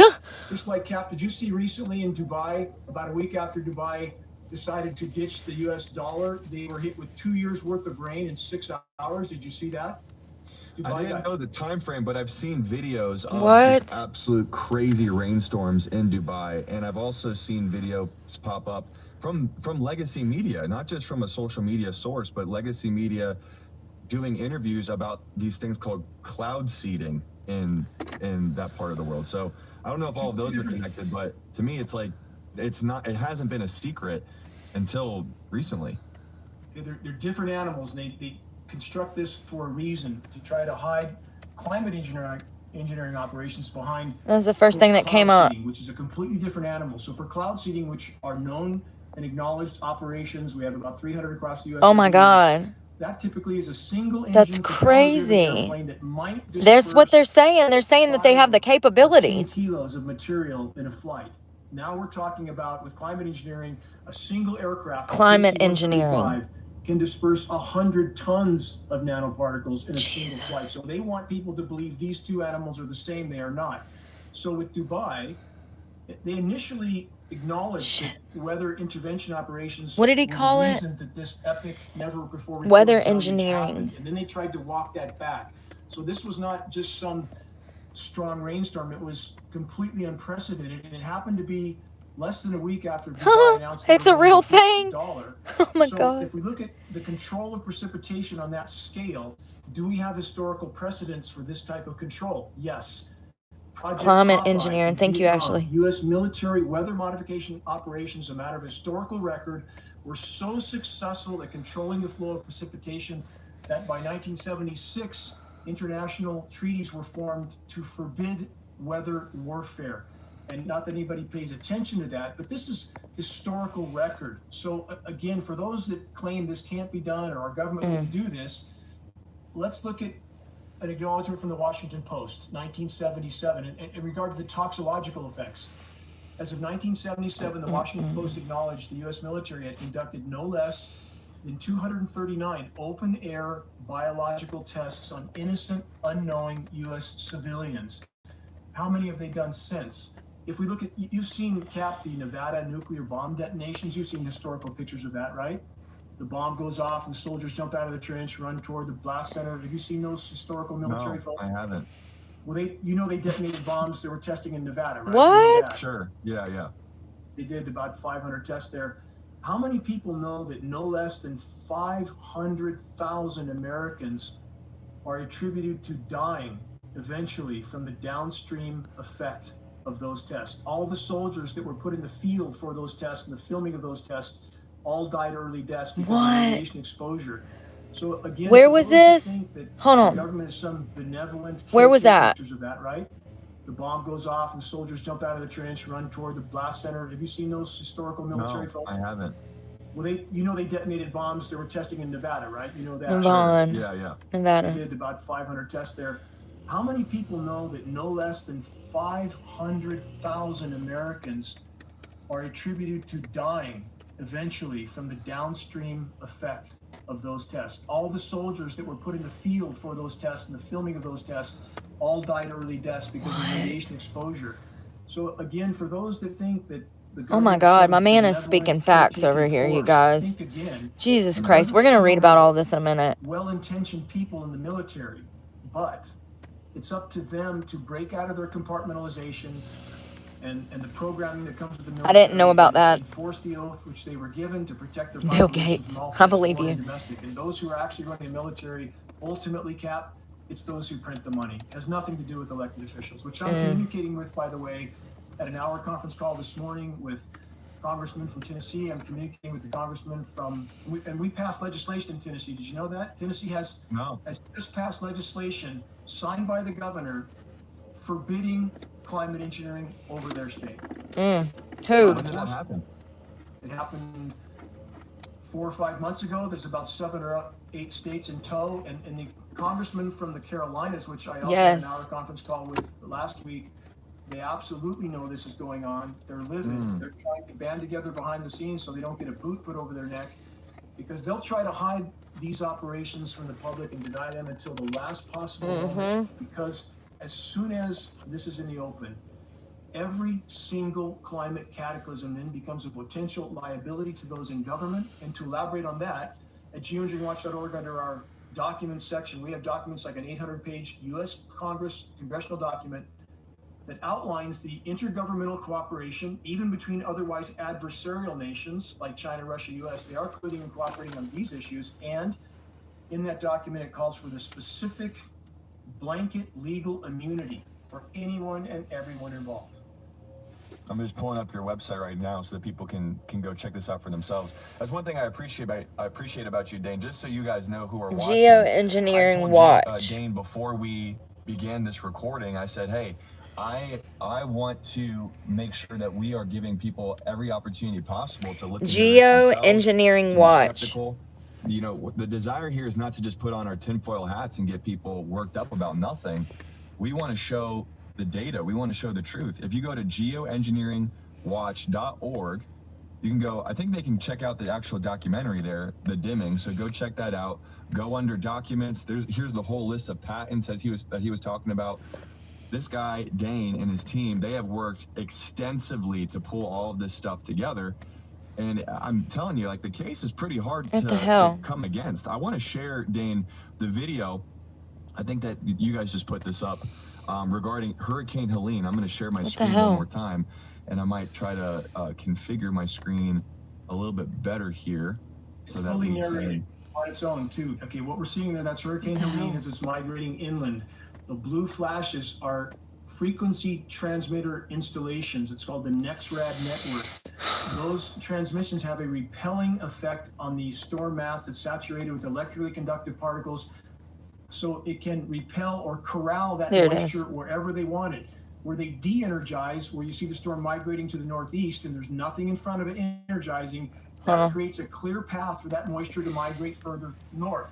Again, these are patented technologies, so they decided where that moisture would go and where it wouldn't. And we've also recorded this for other storms like Harvey, Ian, Michael, Maria. All these can be found if your followers search geoengineeringwatch.org hurricanes, and where you feel we're not sure how long we're going to have access to the transmission frequency sites, but we have it still. We're going to keep recording this. We're recording Milton right now. But you're seeing real-time manipulation of a hurricane on that screen. That's exactly what you're looking at. Help me understand. I'm not really tracking with what part's the manipulation. So here, I'm gonna play it a little bit more slowly, or I'm gonna play it back again. Point out to me what we're looking at. Yeah, okay, when you see that storm, as it migrated north, there was no transmission. The bright blue is an energizing of the transmission insulation. That corrals that storm and keeps that moisture in a certain place and disperses it. So when you first roll this video, right there, you see it migrating to the north. You don't see any blue. Yeah. So the blue is what's the blue part? That's the sign of the transmission strength. So the brighter it gets, and as it changes color, it's getting even stronger. So you see that storm. You don't see anything on the right side or the eastern side of that storm. Right. You see it clearly on the western side. They're trying to keep it in that trajectory, and then they stop it and break it up so all the moisture falls right where it fell in the Carolinas. As that diminishes, they de-energize to the north side. Now you'll see that any remaining moisture migrates to the north with no energizing. The rest of the moisture just migrates toward the northeast in that picture. So again, a repelling effect. Think of it in that terms. And by that repelling effect, they can push that storm in the direction they want or corral it and break the moisture up so it all falls in a specific location. The more you understand that, the more you watch this type of video, that type of manipulation becomes clear. And again, these are patented processes of frequency transmission manipulation. And about our film, The Dimming, we made that film. We spent over 6 figures on that film. There's 2 U.S. Air Force generals in that film acknowledging these operations. There's former government scientists, former U.S. presidential cabinet member, former Canadian Minister of Defense. And with all we spent on that film and put into it, we made it available for free the day it was done. We're here for one purpose only, to stop this incredibly tyrannical interference in creation. Life support systems which the Creator put on this planet. This is the most egregious form of interference the human race has yet launched. So if I'm not mistaken, and this is a layman trying to get the sun track for other laymen here. So the green, you can see the hurricane, you can see the eye of the storm, and it has a very natural sort of look to it, right? Very kind of organic formulation, and its movement. Its movement in general is very organic, but these blue things, are you saying that these blue frequency things happening over here, which are all kind of like populating at the same time? And I think when you look at this, obviously this is like a time lapse condensed, but when you look at these frequencies, it's almost like they're all triggered at the same time. They're all coming alive at the same time. And are those happening from like some sort of machine or some sort of technology that's turning on and emitting these frequencies to literally push this hurricane in this direction? Absolutely. That's a completely coordinated network. It's an AI-controlled, coordinated network. Oh my goodness. There's no question. You can find every one of these facilities. We know where every one of these facilities are, and they're identified. And again, we're told it's simply radar. It's not. It's part of the weather manipulation network. And listen to this, Cap. This is the official explanation for what you see there. When you see all that massive blue lighting up, here's the official quote debunking for that they just used for this exact video. We're told by the so-called debunking groups that what you're seeing is untold trillions of migrating birds all taking flight at the same time in perfectly circular formations around these I'm not kidding. And that's not the only explanation we've been given like that. Oh my gosh. From another source, another quote official debunking source, that it was a literal 1,000 square mile cloud of ladybugs over from Barstow, California, all the way to San Bernardino, and nobody saw any. Okay, nobody saw any of these bugs. We were told the same thing about the same size cloud of dragonflies, which nobody saw. Let me add this too: the polymer fibers, which are a particular problem. You're saying, hold on, Dane, real quick. You're saying all of this blue activity is birds and ladybugs. I'm saying that's what official sources are trying to pass off as the truth. I mean, they must be laughing it up. They have to be laughing it up behind closed doors, Cap. I mean, it's at the point where they just feel that they can tell the public anything they want, and nobody questions anything. So let me add one more of this type of ludicrous explanation. So we had filaments. Part of this mix of climate engineering is polymer fibers. It's stated in the patents, and we know it's a part of the mix. It showed up in our tests. So we had about a dozen cities across about a 500-mile stretch of California in which polymer fibers, all your listeners can look this up. Again, I encourage anybody to please investigate everything I say. So these filaments were stretched across street signs and parking lots. I mean, these were 30, 40-foot massive filaments, and it looked like a Halloween prop show over 12 cities in 500 miles. And we were told this was trillions and trillions of ballooning spiders weaving their webs in the sky. And did they ever identify the species? No. Could they produce a single specimen? No. This is a mechanism malfunction. We've seen it before, and we've tested these filaments. And unless these ballooning spiders are making the webs out of aluminum and barium, it's not a spider web. So we have that kind of ludicrous deception here. And we know agencies are deceiving everyone too. In Northern California, Redding Environmental Waste, that's a town I live near. I was invited to a closed door meeting on the condition of confidentiality, which I've long since broken, but I was shown the test for the Sacramento River, the drinking water from We the state love of him. California, with massive spikes of aluminum after every single precipitation event, and they couldn't explain this. And they've never disclosed it. And that's the kind of, to preserve their paychecks and pensions, we have so many people, like the Milgram experiments, Cap, if you know what those are, that tests that prove most people will unfortunately do whatever they're told if they believe someone in authority is telling them to do it. And that needs to change. But we have that kind of cover up with, quote, official agencies. The whole system has been designed to mask these operations. I've had personal meetings with Gavin Newsom in the Capitol with his top aide, and he's an absolute tool of the power structure. He does whatever he's told. They've never disclosed that. Tool. I've spoken in front of the California Energy Commission to recognize they were losing 20 to 40% of the rain from particulates of unknown origin. Well, the California Air Resources Board knows where all the particles are coming from that are coming here. For them to not know where half of them Exactly. are coming from, XXX big nasty. with their top scientists there, they approved the purchase of a $250,000 spectrometer from Scripps Institute to determine the chemical composition and origin. That meter has never been seen or heard from since. Oh my gosh, this is it's hard to take in. It's like, I think for a lot of people who are listening to this, they're probably thinking, some people have probably been on the rabbit trail for a while and they've lost trust in the government, so things like this just aren't going to surprise them much. But you got to imagine there's a lot of people who would listen to this, and it's like, you're telling me that the people that I've been trusting all of this time are actually, they're not worthy of my trust, and they're doing all of these things in these secret rooms, or discussing these things in secret rooms. I mean, that's hard for people to stomach. It's Cap. Like, things in secret rooms. I mean, that's hard for people to stomach. Like, Well, I just want to, while you're on that point, I want to say the vast majority are simply doing what they're told. It's a Christian channel. I can't. And that's their excuse. And I would argue that is no excuse. That's no excuse. When you're told to do something that's wrong, you don't do it. So the guy is Dane. That is, Why ain't he got his damn name? Dane. Need to for their livelihood. That's the guy, the older guy. Needs to change. Why did California Dane municipalities stop testing for Wigington, and then the younger guy is Cap Chatfield. EPA meetings at the Capitol. 5 top EPA. He does a lot of Christian stuff. Great channel. Arranged by a congressional rep. Told in my face. Oh, there's their names. Told to test for combustion particulates only.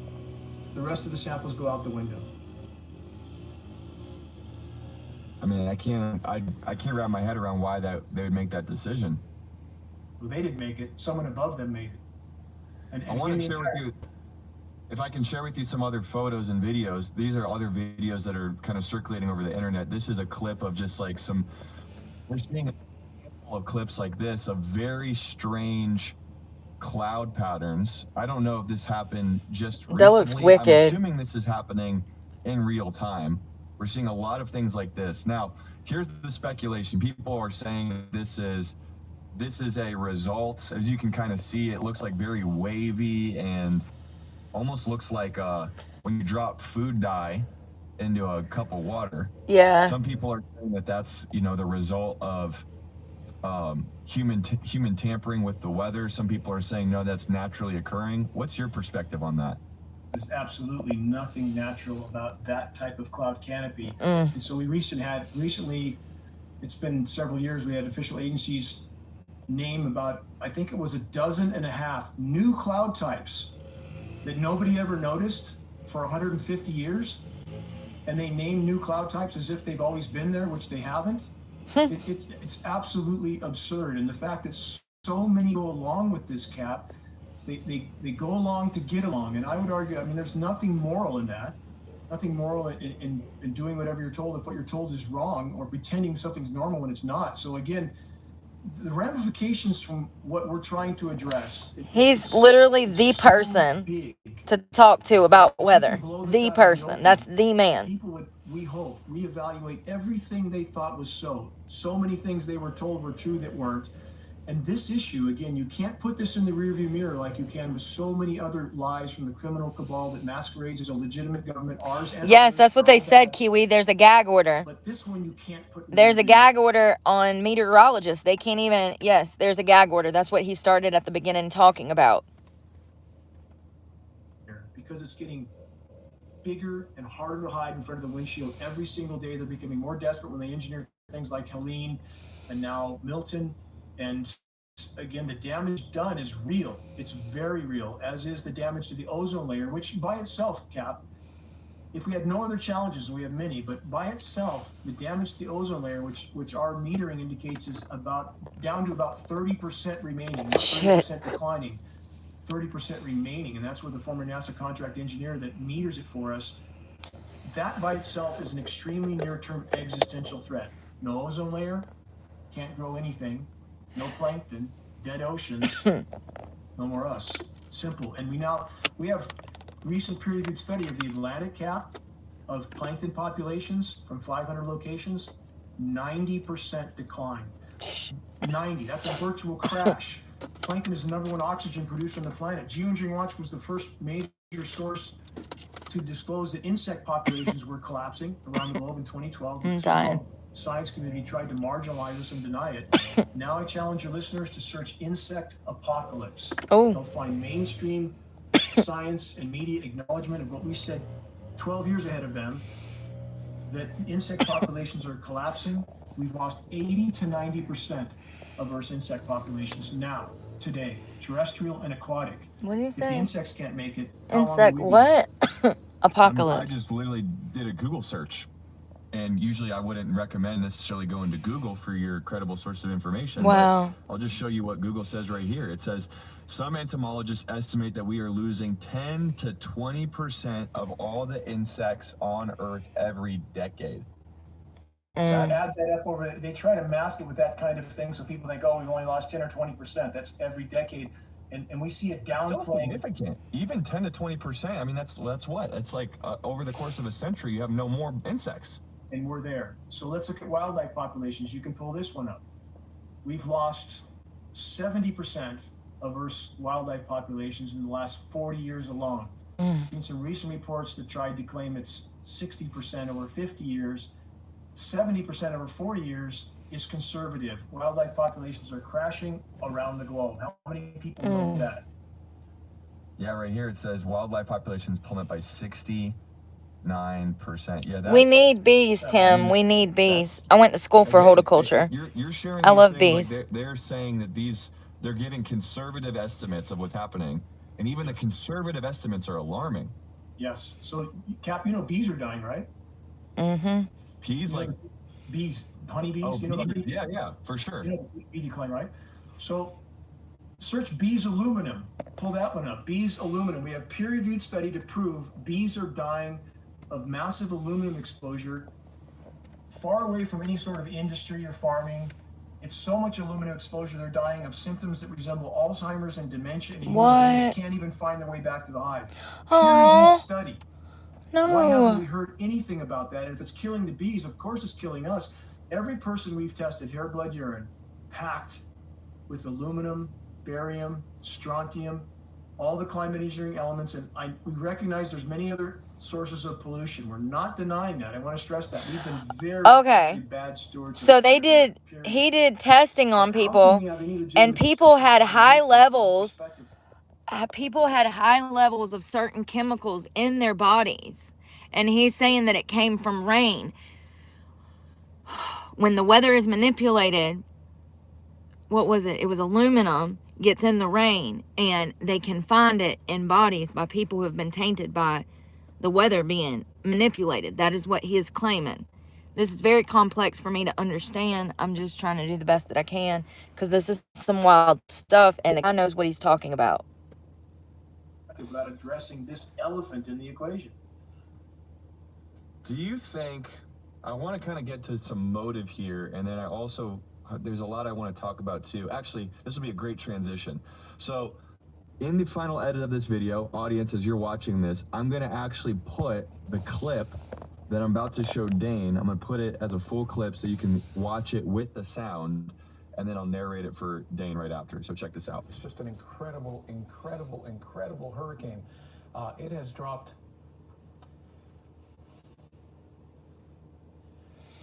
It has dropped 50 millibars in 10 hours. I apologize. This is just horrific. Maximum sustained winds are 160 miles per hour. I don't need to tell you, global warming, climate change, leading to this and becoming an increasing threat. Here is a weatherman on MSNBC, and he's talking about Hurricane Milton, and he's literally choking up. Here, I'll pull it up on the... He's crying. Just for the reference. He's literally choking up as he's talking about this, and I think, you know, it makes sense, you know. Damn it, I'm sorry, you guys, I hit something. He's choking up about talking about how severe the storm is, how fast it is, how small the eye of the storm is, indicating how tight that spiral is. But then he makes a comment that leaves everybody in the comments basically, they're like, I totally checked out after he said this.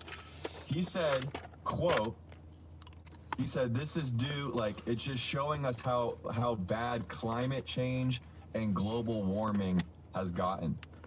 Now, I want to hear your perspective, number one, on what he's saying about the devastation of Hurricane Milton in general, and then his emotional tie to this being connected to climate change. First, again, for any quote expert to not first and foremost include climate engineering operations, aka weather warfare, is disingenuous in regard to the whole subject of the damage done to the planet. It's imperative that people understand it's a this and that equation, not a this or that, but a this and that. So although I'm no fan of Al Gore or any of the environmental groups, all of them behaving with criminal hypocrisy, and we know this because Geoengineering Watch attorneys spoke to all the attorneys from all the major environmental groups, Sierra Club, Greenpeace, WWF.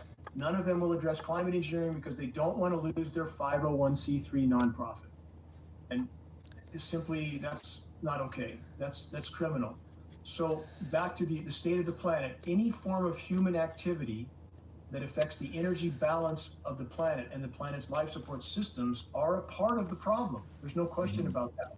But that being said, this intentional intervention has prevented the planet from responding on its own to the damage done, as the creator would have made that happen.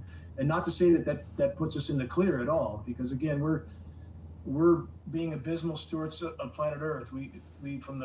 I used to dive at the Channel Islands off the coast of California for years until we found out that they dumped 500,000 barrels of DDT out there with the government looking the other way. And that's one of 18 dump sites. That's just one example of what's being done to an Earth that we're supposed to be stewards of. So what we believe is important at geoengineeringwatch.org, let's build bridges and not burn them. We all agree that what's happening over our heads in this intentional intervention being used as a weapon of war, because we see agricultural regions, for example, our food supply being targeted with these operations, flash drought, flash flood, baseball, softball size hail. Cap, you've seen that a lot lately, right? The massive hail. Yeah. Falling everywhere. That's chemical ice nucleation operations. That's another aspect of climate engineering. So we all agree that none of this is okay or in our best interest. So we would argue, let's focus on this, and then we can sort the rest out later. But it's imperative that we don't at the same time deny that we've been bad stewards of the planet, because we certainly have. So we have one side taking that position, denying there's any problem, and the other side denying there's climate engineering. And somewhere we have to meet in the middle and build a bridge and stop this. And the government has very successfully driven those wedges, Cap, very successfully. For example, here's one, How many times have you heard it's the cow flatulence that's the problem? You've heard that, right? Yeah. What does that do to people? You know, it certainly completely makes them want to run for cover from any discussion on this issue. But cutting down a forest to raise a cow is not okay. That causes a problem. But the cow flatulence is simply a wedge to drive into certain demographics to make them reject all of this, when in fact, on the methane issue, we do have a real problem, and that's methane hydrate, thawing, releasing, exploding. If you searched Siberian methane craters, or your listeners do, look at those pictures. That will shock you to the marrow. It's methane literally exploding out of the tundra. The Bermuda Triangle scenario, that's methane. For decades, methane deposits on the seafloor has been thawing, releasing. It aerates the water like a bottle of champagne. If there's a surface vessel overhead, it goes to the bottom intact. Then that methane enters the atmosphere, starts to cover the planet like a layer of glass, which traps immense amounts of heat. It's 120 times more potent than CO2 over a 10-year time horizon. Now it's exploding from the Arctic tundra. And again, these pictures should be seen. It looks like nuclear bomb detonations. Craters a couple hundred feet wide, couple hundred feet deep. You can't imagine what did that.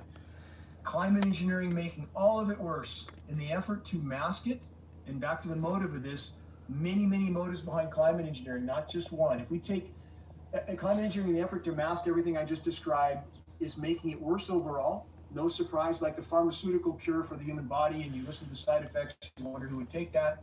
But it's the same mentality, and people making money on this. So in this industry, so we have these larger motives of masking the severity of damage done to the planet while inflicting even more damage at the same time. And we have other motives that are certainly mixed up in this mix. If we look at Helene, and for example, the lithium deposit there, which I'm sure you've heard about, Piedmont, with hemorrhaging hundreds of millions of dollars, landowners, a roadblock. Piedmont has contracts with DOD that aren't being fulfilled. DOD has its own interests that certainly don't involve the good of the American public or anybody else. So are there other motives mixed up in this? Yes. Again, it's a this and that equation. Do we have disaster capitalists? Yes, always. Just as we do in wars. We have disaster capitalists that make money off both sides of the fight, right? They do. Does that mean the fight didn't happen or people didn't die? No, doesn't mean that. Same is true here. So just because people are making money off the imploding climate system and climate engineering, a big part of that, it doesn't mean that the damage isn't real, because it is. But for this meteorologist to put on that kind of an act without acknowledging climate engineering, which is perhaps what he should be crying about the most, that's criminal. You're talking about the motive a little bit, you know, it's almost as if if you follow the money, you'll start to uncover like why people are actually possibly doing these sorts of things. I'm curious, you talked about the lithium situation in the southeast of, you know, North Carolina, West North Carolina, Eastern Tennessee. What about Florida?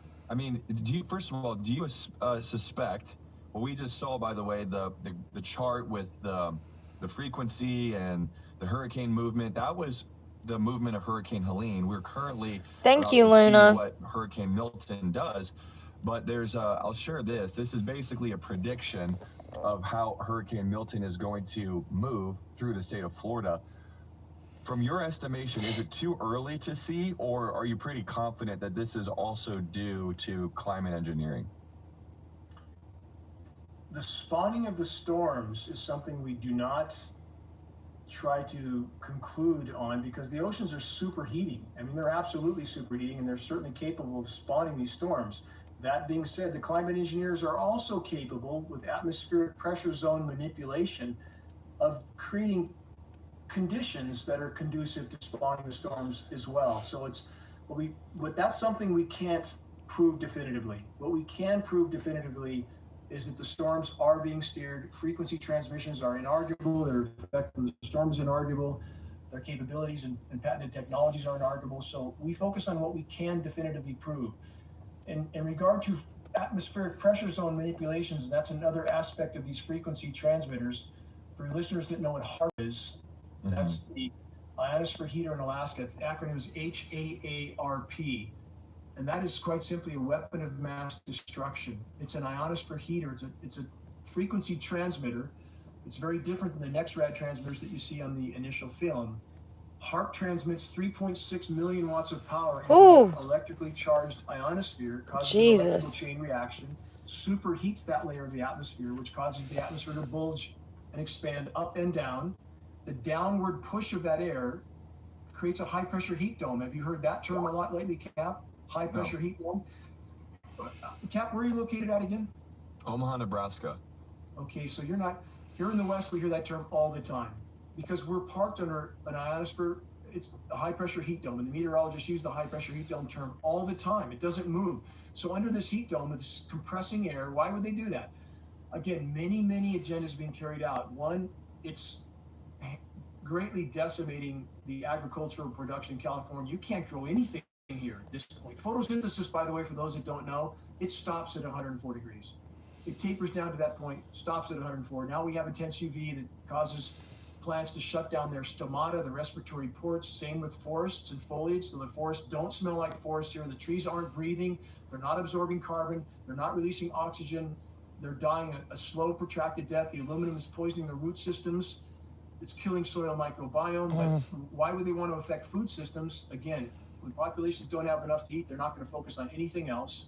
And I want to stress, those who control our government, for those who still think that some elected official somewhere is the one pulling the strings, please research reality in this case. That is not who's pulling the strings. Those who print the money pull the strings. They control militaries, thus they control countries. The Pentagon, and your listeners can search this, is missing something on the order of $30 trillion, trillion in the last 20 years. Where did that money come from, let alone where did it go? These are black ops operations for those who really control the levers of power. So back to the high pressure heat dome, that rotates the jet stream clockwise in the northern hemisphere around that high pressure heat dome. So under the dome, That's so sad, Emma. I hope he survives. It's nothing but hot, day in, day out. Nighttime doesn't cool off.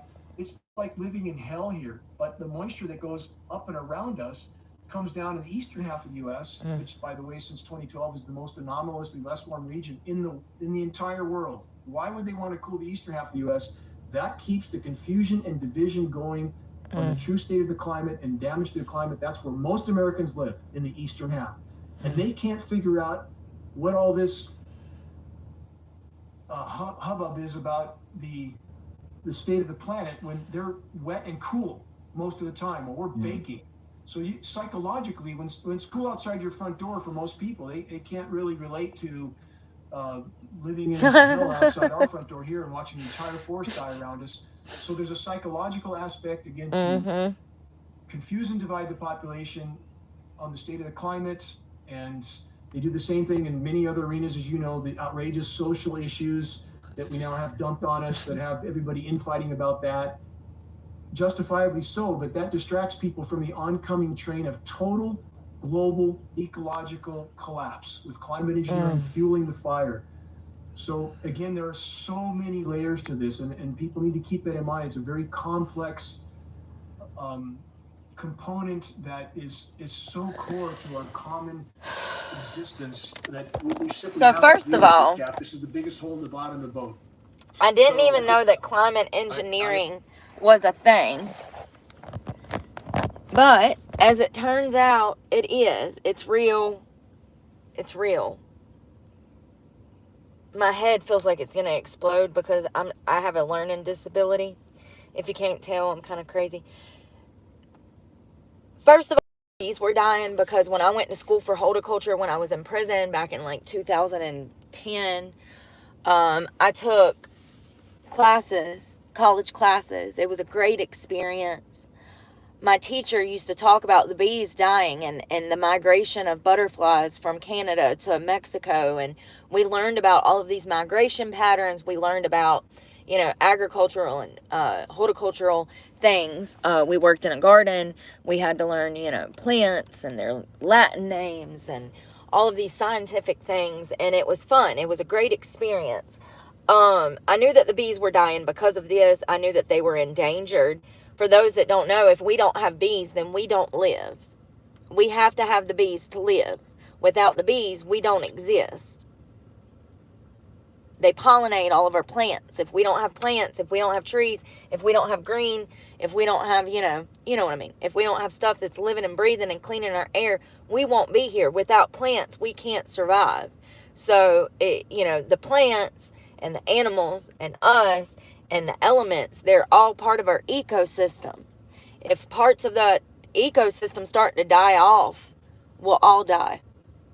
Bees are imperative, just like, coral reefs that are drowning and polluted and dying. We need those, and it's being destroyed. And if y'all want to do a talk at 2 on that one day, we can definitely do that. So I knew how imperative the bees were. So it says insects have declined by 75% in the past 50 years. This article is out of The Guardian. Oh, something is in my mouth. This article is out of The Guardian, and it says the insect apocalypse. This is one of the articles that was mentioned by this guy that we just watched on Cap Chatfield's page.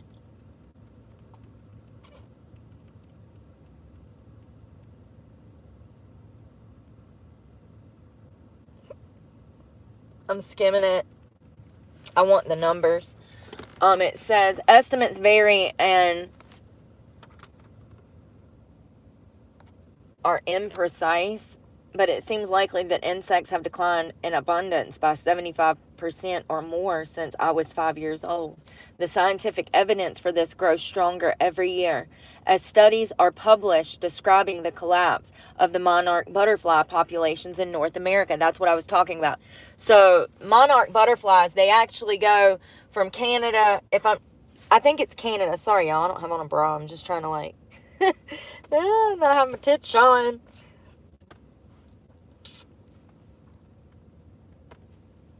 What is the monarch butterfly's path? I thought it went from North America to Mexico, but I could be wrong. Oh, snap. It's because I got my Bluetooth on. All that work for nothing. Just got to cut it off now.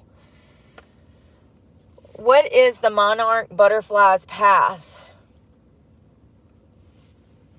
Oh, and they're protected under North Carolina Wildlife Federation. They're a protected species. The monarch butterfly flies, they migrate south, which is Mexico, from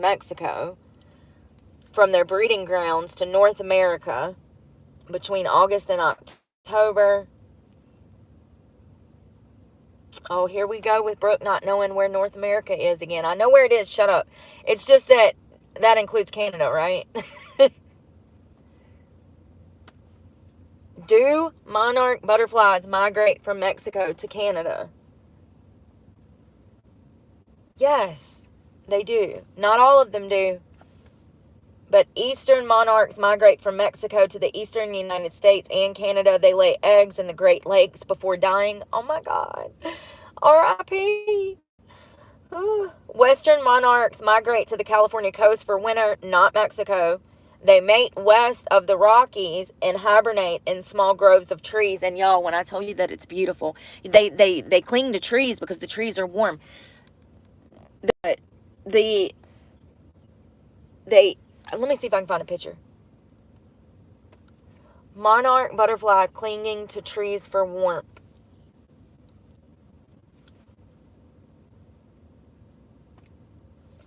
It's so pretty. Look at this. It looks like flowers, and it's these beautiful, look at this. That looks like, let me see if I can find a better one. It's just so pretty. They'll be in groves. Look how they hang on to the branches. And I'm not even seeing any of the good pictures. So anyways, they hang on to the trees for warmth. The best picture I think I see is this one. I've seen whole trees that were just doused. That's butterflies. I know that you can't see it but yeah. Anyways, very interesting stuff. We need them. They need us. We need to help them. Help themselves type of thing. So it says,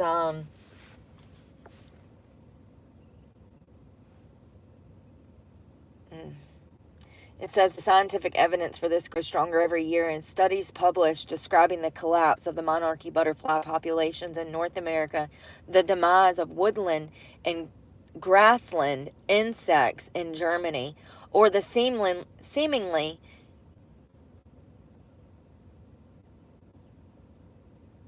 contradiction of the ranges of bumblebees and hoverflies in the UK. It's talking about all these animals that are missing.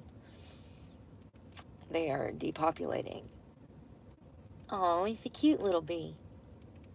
He's adorable. You can come be my friend. You can come be my friend. Get it? Bee?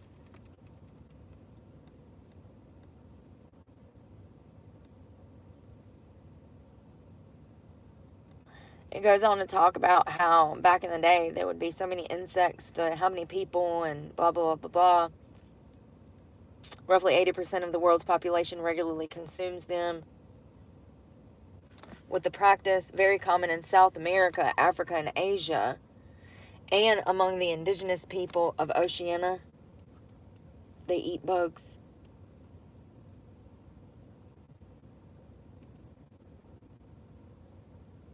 Ooh.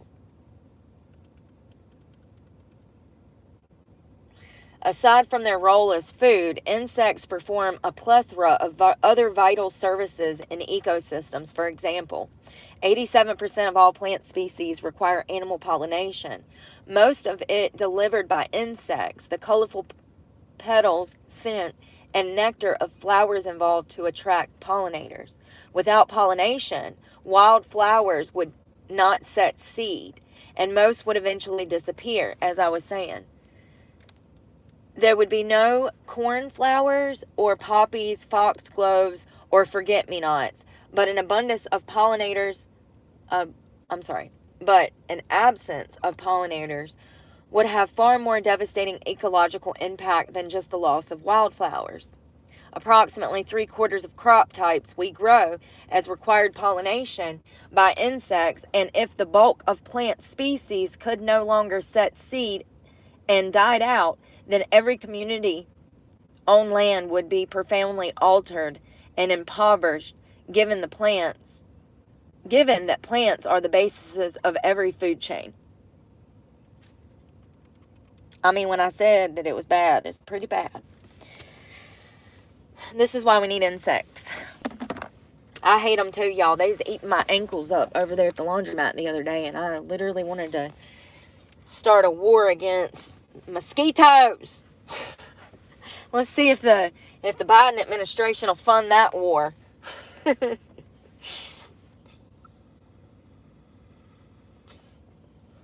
importance of insects is often justified in terms of the ecosystem services they provide, which can be ascribed a monetary value. Pollination alone is estimated to be worth between $235 billion and $577 billion a year worldwide. Why do we not have an exact number? That's a huge damn stretch. Somebody don't know how to do their damn job. That's a huge stretch. That's double, almost triple. These calculations aren't very accurate. You think? I can look at them and tell that. I love how they put it in writing, though. It says these calculations aren't very accurate, hence the wide difference in the two figures. Thanks, Karen. We figured that out. Financial aspects aside, we could not possibly feed the growing global human population without pollinators. We could produce enough calories to keep us alive, since when pollinated crops such as wheat, barley, rice, and maize comprise the bulk of our food, but living exclusively on a diet of bread, rice, and porridge would quickly see us succumb to deficiencies of essential vitamins and minerals. Imagine a diet without strawberries, chili peppers, apples, cucumbers, cherries, black currants, pumpkin, tomato, coffee, raspberries, courages, runner beans, blueberries, just to name a few. The world already produces fewer fruit and vegetables than would be needed if everyone on the planet were to have a healthy diet. Whoa, listen to that again. The world already produces fewer fruit and vegetables than would be needed if everyone on the planet were to have a healthy diet. So even if everybody wanted to be healthy and eat nothing but fruits and vegetables and good protein sources like we're supposed to, we wouldn't even have enough producers out here pumping out fruit and vegetables to do that. That's scary. That's really scary. That's concerning to me. Without pollinators, it would be impossible to produce anywhere near a 5-day fruit and veggie that we all need. So it's talking about how our insects are dying, and going further, how this is going to have, we already don't have enough fruit and vegetable for everybody to eat a healthy diet if they wanted to. We would run out of fruit and vegetables before, everybody, the majority of Americans are living on processed food. There's no debate in that. We've already talked about this. I think it was like 60-something%. So it's just scary to think that if people wanted to be healthy, they couldn't. We would run out of fruit before then and vegetables.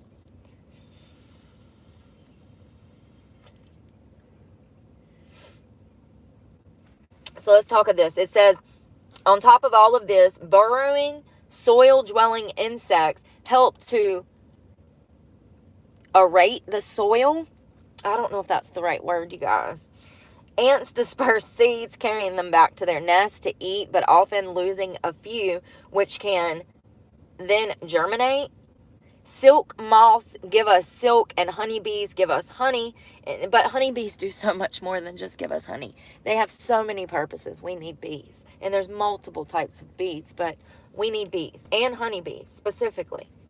In total, the ecosystem services provided by insects are estimated to be worth at least $57 billion a year in the U.S. alone. Although this is a pretty meaningless calculation, since without insects, the environment would collapse into chaos and billions would starve. Okay, this is enough depression. We're going to switch over. So let's talk about, he said to look up bees aluminum. So what is this? I just Googled bees aluminum. It says aluminum, but how are the aluminum getting to the bees?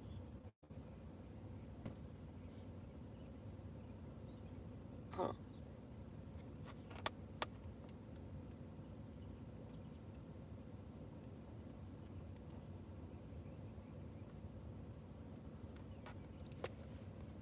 So it says that aluminum exposure resulted in some unstable... Oh, God. I don't understand. Hold on one second.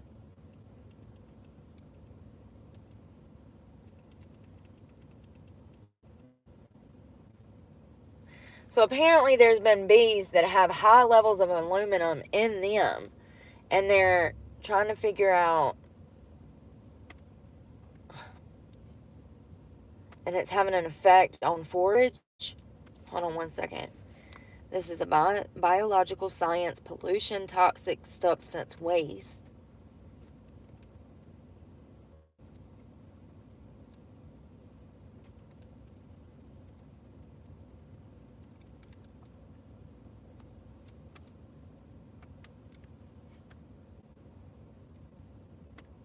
How is bees...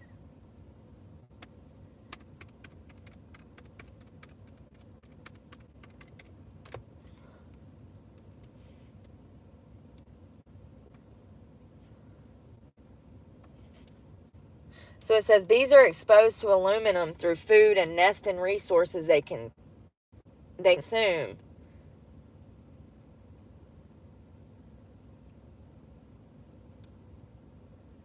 Aluminum is a neurotoxin that can affect the behavior of animals. That's why he said that these bees are getting hit with aluminum that supposedly comes from geoclimate, or it comes from, geoclimate engineering, supposedly, allegedly. I'm not saying it does. But they're saying that when they're messing with these storms, I know I sound crazy. I just don't even want to talk about it.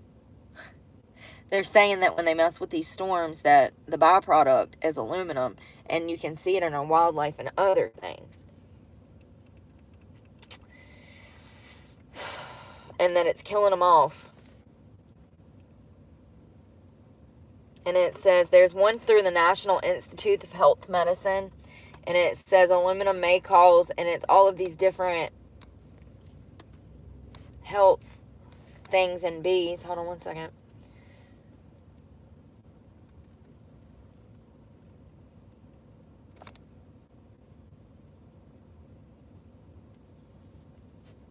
So it says aluminum is increasingly global bioavailable with acidified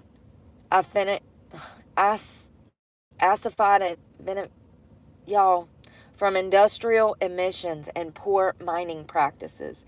This bioavailability increases uptake by flora, contaminating products such as fruit, pollen, and nectar. Concentrations of aluminum in fruit and pollen have been reported between 0.05, which is 670 milligrams, L in North America. This is particularly concerning for pollinators that ingest pollen and nectar. When was this written? This is saying that high levels of aluminum.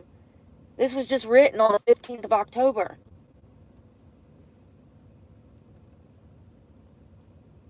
This is particularly concerning for pollinators that ingest pollen and nectar. Honeybees represent a globally present species experiencing decline in Europe and North America. Region-specific decline may be a result of differential toxicity of exposure between subspecies. We find that European honeybees may have a differential toxicity as compared to two Mediterranean subspecies, and it has their scientific name listed, y'all, and not happening, which showed no within subspecies exposure differences. European honeybees were then used in a laboratory experiment and exposed to aluminum in their daily water supplies to mimic nectar contamination at several concentrations.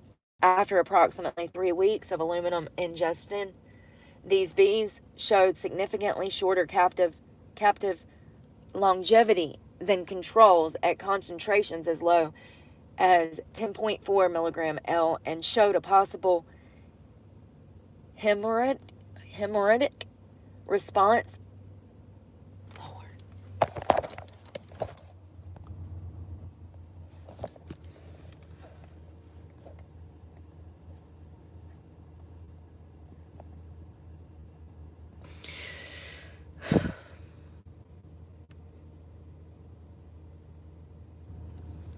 It says we also compared European honeybees to Africanized European hybrid bees in short-term free flight experiments. Neither the European honeybee nor the hybrid showed I'm done.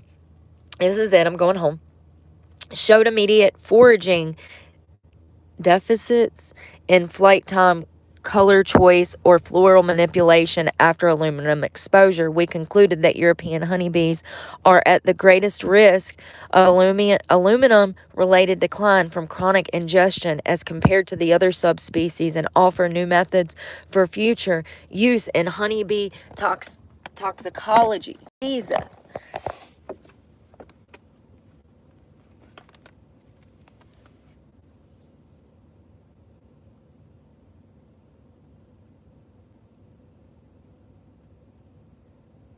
So the doctor that was on CAP's channel said that the government is trying to say that this pollution, this aluminum that's out here, is coming from pollution, and he's saying that it's bull crap, that it's just their story to cover what they're doing. Now, I don't know if that's true, but it's very interesting to see the wildlife being polluted with aluminum. And also, that's what he was saying. He was saying that these bees are being affected when they mess with these storms, allegedly, and that they don't even know how to make it back to their hive. They get like Alzheimer's, and the bees are confused, and they can't make it back to their hive. I mean, how sad.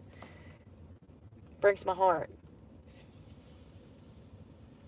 Once again, all of this is over on the geoengineering website. You have to go to geoengineeringwatch.gov. Let's see what we can find on this website. It says that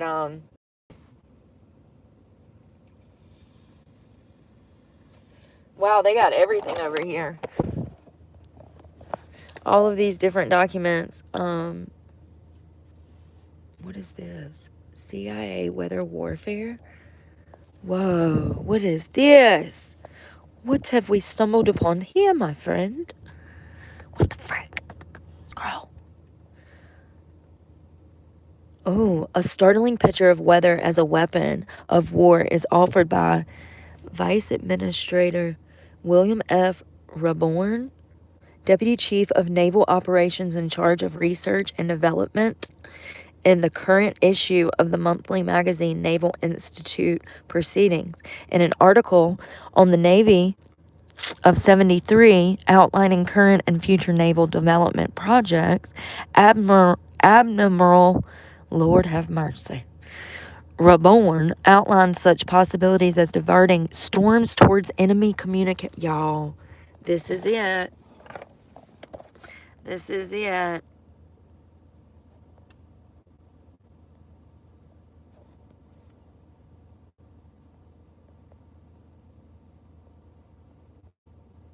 Sorry, you guys. I'm going to just block all the children. There we go. I don't know why YouTube lets kids come to this page when I clearly state that they shouldn't be here. Let me finish this. So it says, this admiral, or however you say that, came forward. He worked for the Navy. And he said, or no, he was in a magazine. He's quoted in a magazine talking about how the military, it says, outlining current and future naval development projects. He says that they have possibilities as diverting storms towards enemy communications, causing destructive weather phenomena, or controlling the weather to help a military assault. He placed no timeable on these developments. Here, reprinted with permission of the United States Navy Institute, which has copyrighted the material, is a key section on weather from the Admiral Raborn's article. The possibility for military employment of the weather weapon may be as diverse as they are numerous. I can't even make it out.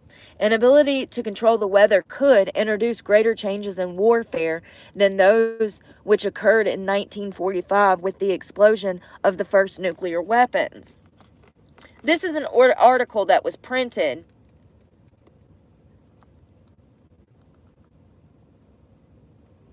It was approved for release by the government in the year 2000, 6/13/2000.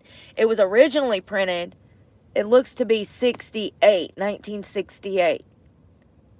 And this is the government admitting that they have the capabilities to use certain storm technologies, geoengineering, climate engineering, to make storms worse. And they were talking about using it as warfare, using it as a weapon against enemies. But people are going to say, oh, they couldn't do that. They were doing it in 68. They were doing it in 68, Susan. This is an awesome website. Everybody go check out geoengineeringwatch.org. You can find all of these documents. Let's finish this. A severe storm or hurricane striking a naval force may well inflict greater damage than could an enemy. The capability to change the direction of destructive storms and guide them towards enemy concentrations may exist in the future arsenal of the naval tactical commander.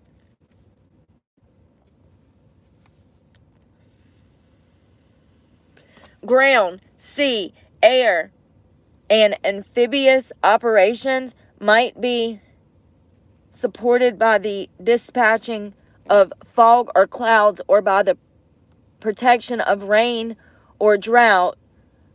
Controversially, the creation of solid low overcast might be used to control troop concentration movements and task force deployments. Large-scale weather control techniques might be used to cast excessive flooding in strategic areas, or even to bring a new, the words are gone, something to upon the enemy.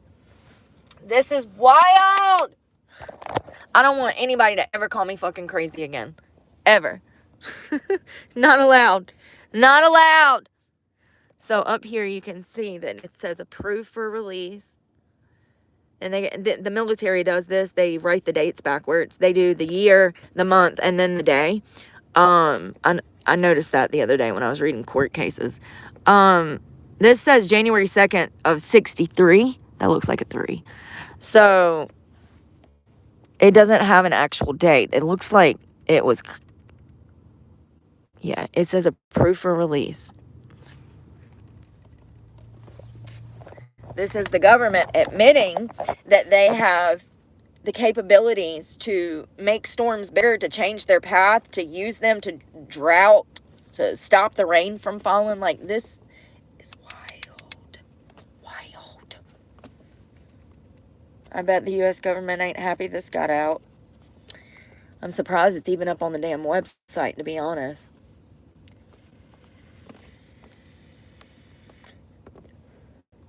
So it says, some of these parts are missing. Let me show you.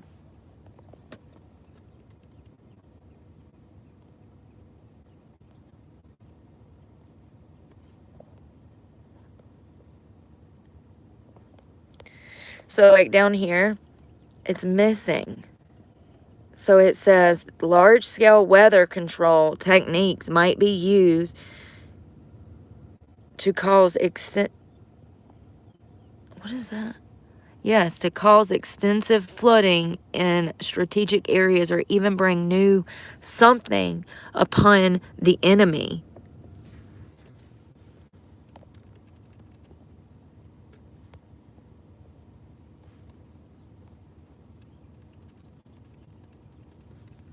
So it says fluencing the, see how some of the words are missing? All right, let me see if I can just get through what I see. Magnetic, acoustic, and pressure effects might be generated in such a way that ocean-wide sweeping of mines would occur, creating or dispatching atmospheric temperature humidity ducts. That's what the guy was just talking about on Kat's channel.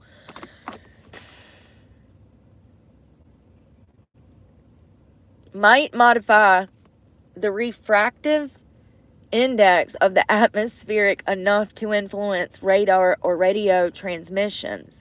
Artificially introduced ionic, Lord, these words, y'all, it's so little. Ionic sphere storms might produce a blackout of communications. That's what happened in Western North Carolina. It blacked everything out.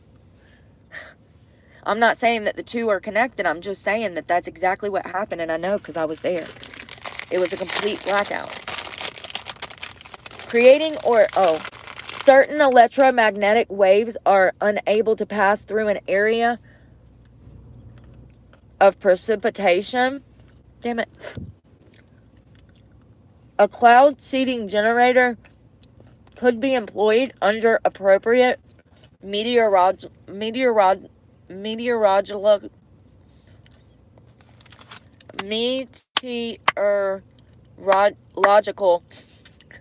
conditions to produce precipitation that would interfere with the operation of radio or remotely controlled devices or vehicles.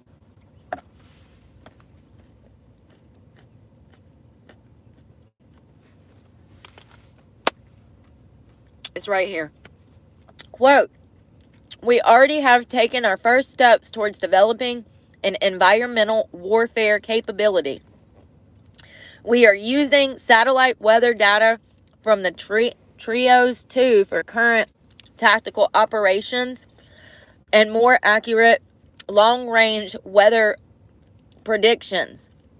Some experiments in fog dissipation have shown promise, and some exploratory research has been conducted on ways to change the heading of major storms. For these reasons, and because our advances in science make it reasonable, we are now engaged in planning a 10-year comprehensive study on the atmospheric, a study which we will designate atoms. Atoms. This is wild. This is in writing. And this is them saying, and this was in the 60s, so imagine how much science has went into this, being able to manipulate these storms and turn them into an arsenal, use them to harm people. I mean, it's crazy. I feel crazy even knowing this now. I just went up on a whole nother, like, I just went up a whole point on the conspiracy. We didn't do conspiracies over here. I mean, it ain't a conspiracy. It's in black and white. And they have the capabilities. You think they're not investing in those capabilities?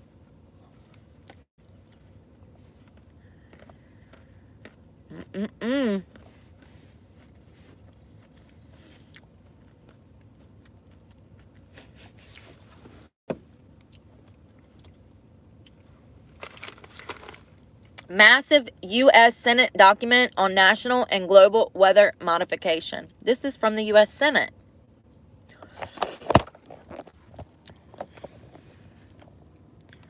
October 5th of 2015. I don't know why my camera's so blurry. Let me wipe it. That help? Oh, hey. There you are. So this is how big does the climate engineering elephant in the room need to be before we can no longer hide it in plain sight? How much more historical proof do we need of the ongoing climate engineering weather warfare before the denial of the masses crumble?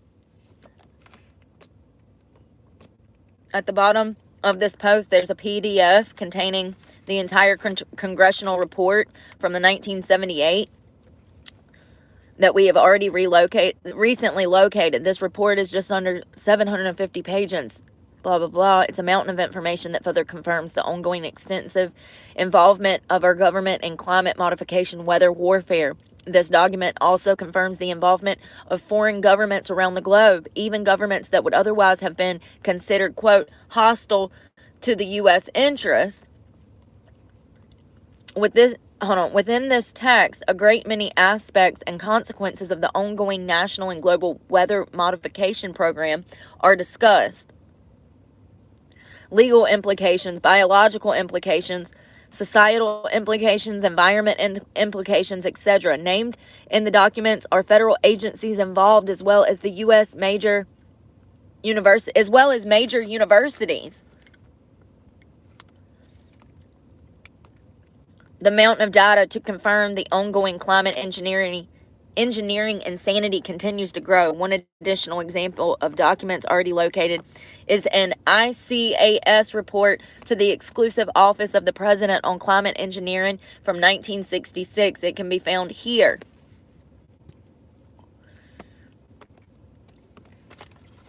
The 1966 U.S. government document outlined national weather modification programs and implications. So they've already admitted to us that they have money going to genetically modify storms. Engineer. You know what I mean.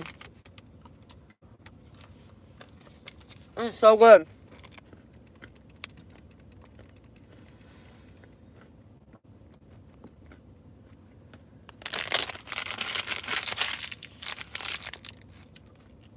You know, they did the same thing with Area 51. They initially come out and said, yeah, we found aliens. And then hours later, they backtracked and said, oh, never mind. That was a lie. That was misinformation. Same thing with this. They told us that they were going to be using this technology to manipulate storms, to use as warfare against our enemies. They admit it. Look at this. National Program in Weather Modification. This is from our government. This is from the Federal Council for Science and Technology. So this is admitting that they are actually able to influence weather, okay? And at the beginning of the video, there is a guy that talks about this. This information can be found through Geoengineering Watch. HARP, yes, they were talking about HARP earlier too.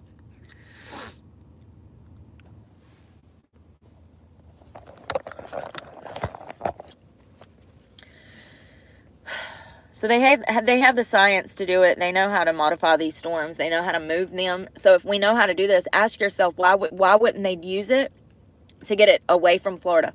Why wouldn't they direct Milton away from Florida?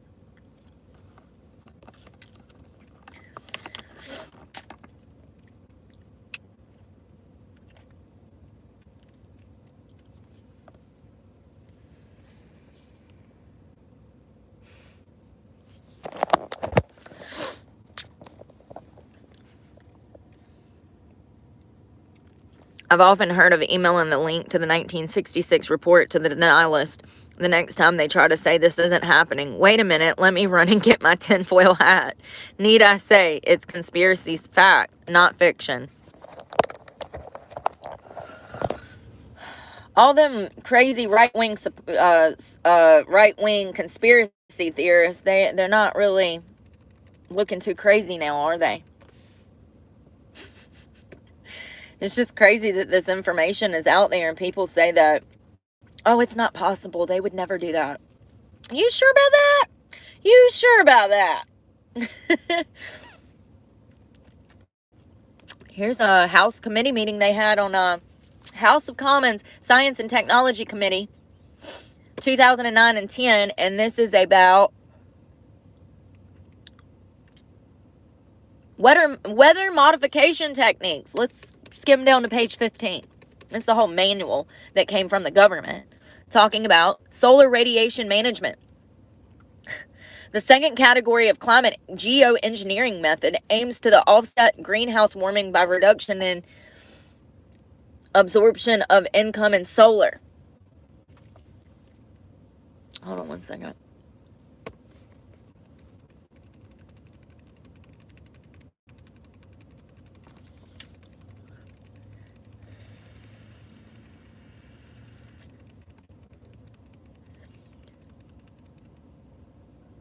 It sounds so crazy to think that they have the capabilities to make these things worse, move in a different direction. They can bring rain. They can bring a Category 5 hurricane. They can do whatever they want. They can literally send so much rain that it washes and floods a damn city. It's crazy to think, but they do have the capabilities to do it. And it's just, I don't understand the science. I'm not going to lie and say that I do.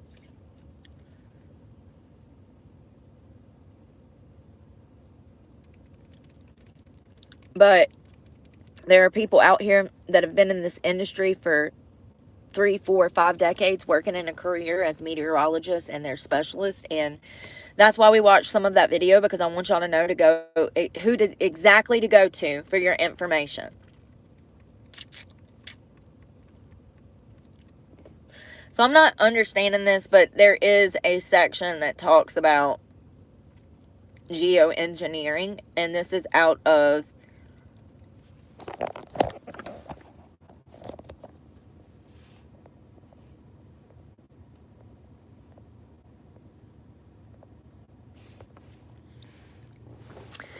yeah, they're rude because they don't like themselves. The stoic one, it's okay. Just don't even worry about them. I block most people because they're not even damn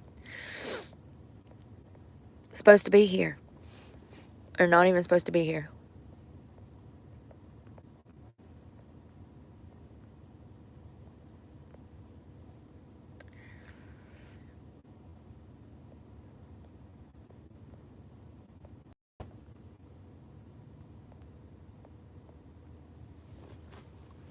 No, the internet is stupid. It's not funny. It's stupid. This is why you don't give your kids cell phones. What is this? So these are all, if you go to the geoengineering then you can see all of these important documents that they have here listed. You can look into this further if you're interested in how the government is capable of shifting, moving storms. They have the capability actually to mitigate climates. Like they can move and mitigate circumstances. They can make different circumstances happen through geoengineering. It's wild. And I would have said that all these people were crazy. I mean, I was like, there's no way. So, where's the water? I need to get some food. We need to go to the post office. I got peanuts in my teeth from chocolate. So what was this? So the number of deaths caused by nuclear testing in Nevada is difficult to determine, but estimates range from 11,000 to 145,000 people. What?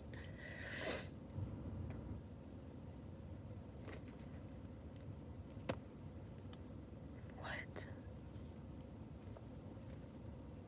The Nevada National Security Site, the N2S2, popularized as the Nevada testing site until 2010, is a reservation of the United States Department of Energy located in the southeastern portion of Nye County, Nevada, about 65 miles northwest of the city of Las Vegas, formerly known as the Nevada Proving Grounds. Is the United States Army. The site was acquired in 1951 to be a testing venue for the American nuclear devices. The first atmospheric test was conducted at the site's Frenchman Flat by the United States Atomic Energy Commission, the USAEC, on January 27th of 1951. About 928 nuclear tests were conducted here through 1994, when the United States stopped its underground nuclear testing. For those that don't know where this is, let me show you.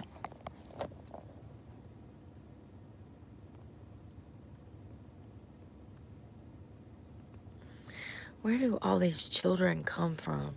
It's so annoying. Y'all, please stop giving your kids phones. Please. God.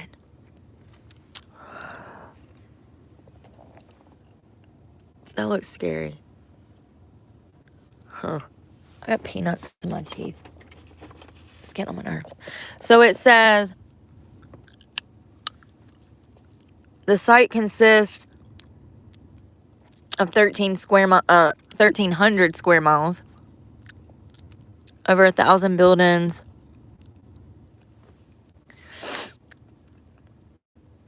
So it's still there, but it's not. They're not doing testing anymore, huh?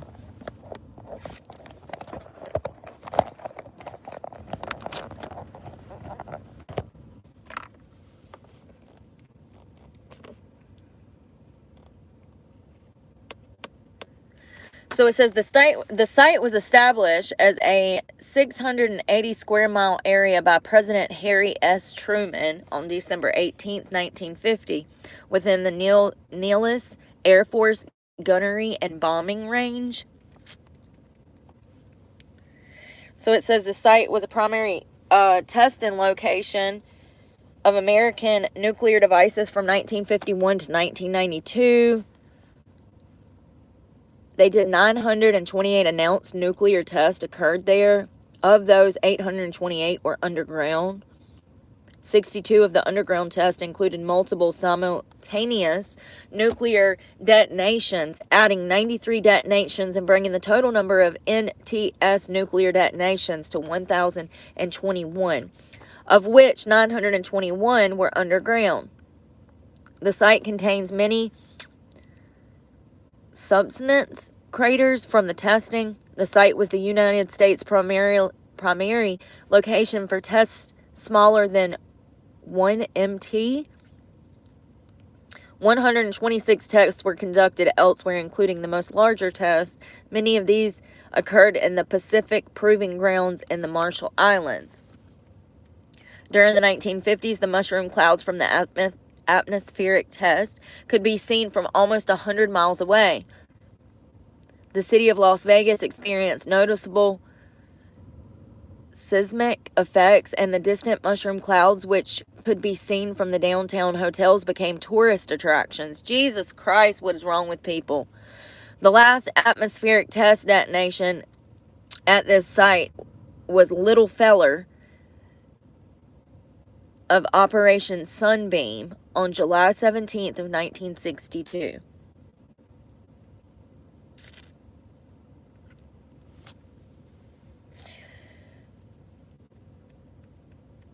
More than 27 in 1992 to now, more than 27 tests have been conducted at the site. In 2018, the site of the state of Nevada sued the federal government to block a plan to ship more than a metric ton of plutonium to the site for temporary storage.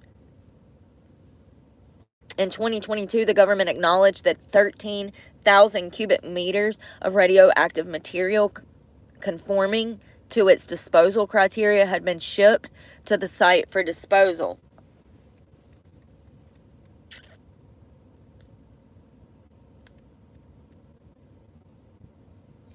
How did people die, though? I don't understand how people die. Were there people dying when they were doing the explosions? I'm so confused.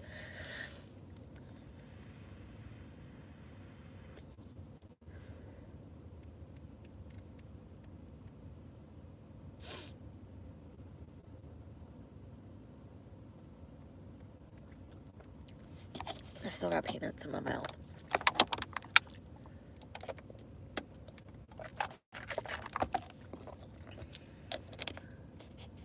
Okay, here we go. No, that's talking about people getting arrested outside protesting. Let's see.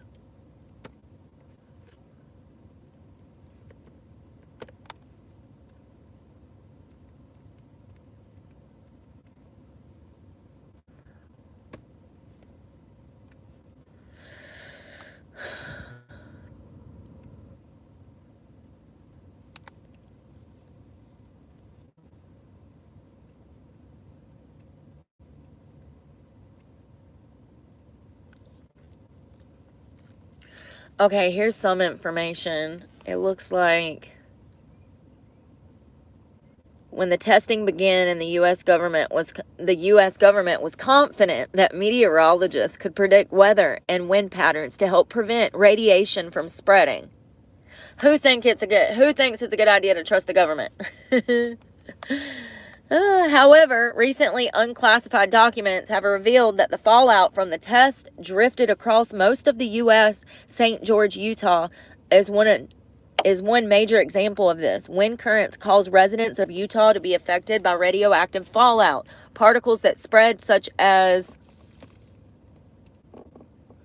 iodine-131, can enter the body through contaminated food, drinks, or air, and eventually lead to cancer or birth defects. While the testing occurred, especially in the 1950s, residents did not know of possible healthcare risks. People had picnics at high points and People had picnics at high points to watch the test. Nuclear fallout was not clearly understood. Cancer rate in 1980, and many citizens George now believe that the testing has caused deaths, cancer, and a variety of health issues in their families. In 1990, Congress passed the Radiation Exposure Compensation Act to make payments to some of the people who claimed that they have been affected by the fallout from the nuclear test, but these payments are only available under a limited set of conditions. The individuals and communities who were exposed to nuclear fallout through Arizona, Nevada, Utah, Oregon, Washington, and Idaho are now called downwinders. Y'all.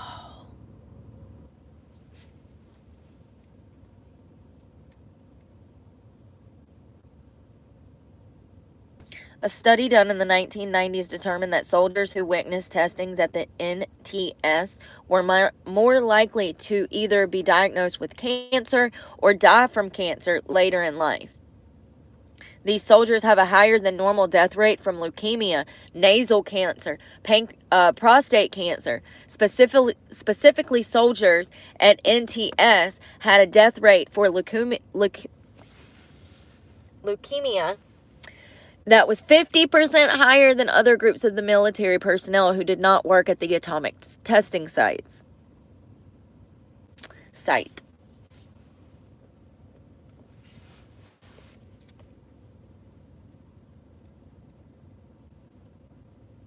The National Association of Atomic Veterans was formed in the 1990s to help raise awareness for both the work and health concerns of the atomic veterans. Many veterans also hope to be recognized for their work and sacrifice at the atomic veterans.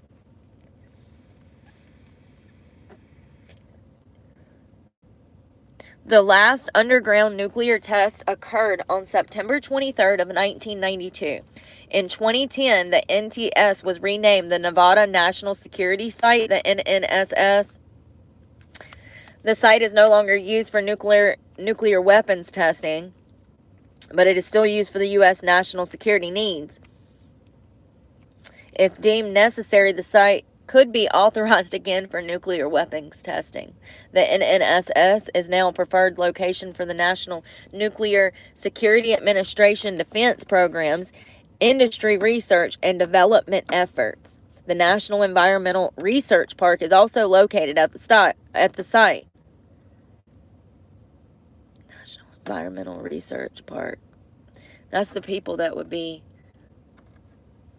messing with the weather, right? Like, I don't know. I don't know. National Environmental Research Park is also located at this site. Both federal agencies and private industries conduct open-air experiments here, focusing on emergency response techniques and test recommendations. What? You cannot make this stuff up. For example, the Department of Homeland Security conducts nuclear and radiological emergency response testing and training. The NNSS can be visited through monthly tours offered at the site.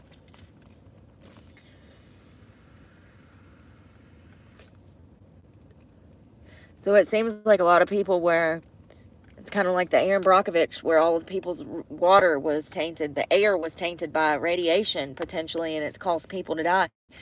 This is from the Atomic Heritage Foundation.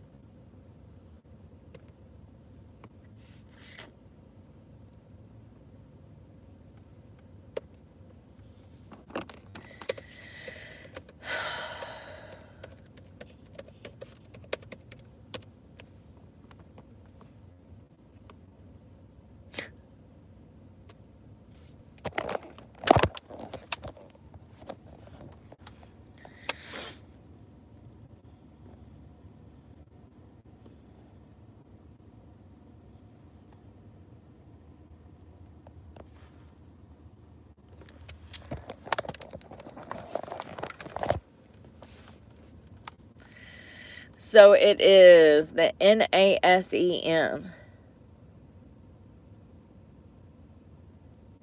The U.S. National Academics of Science, Engineering, and Medicine. They got $2.5 billion. This is crazy.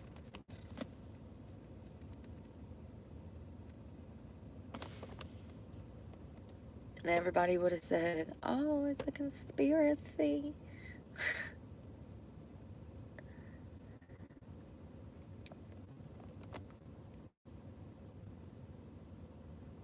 So cloud seeding is a weather modification technique that uses a cloud's ability to produce rain or snow by introducing tiny ice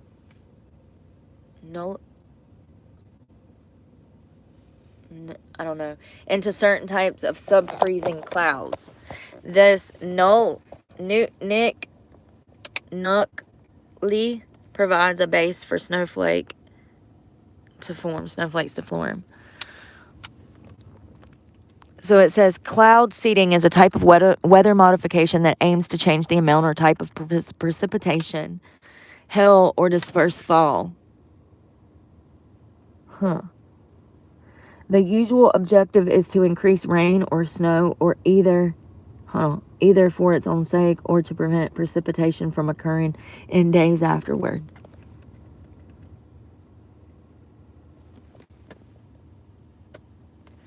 This is crazy.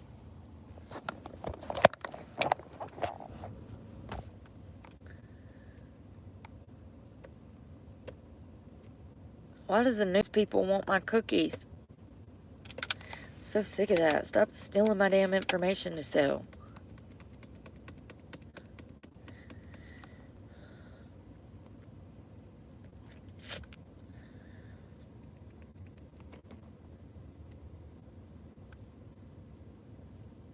So it says, while Florida is still reeling from the devastation wrought by Hurricane Helene less than 2 weeks ago, Hurricane Milton is now set to make landfall in Tampa Bay early on Wednesday night, local time. While fluctuations in intensity are expected, and we're seeing that, they're flip-flopping between a 4 and a 5, Milton is forecasted to remain an extremely dangerous hurricane, perhaps the fourth most powerful hurricane ever observed in the Atlantic.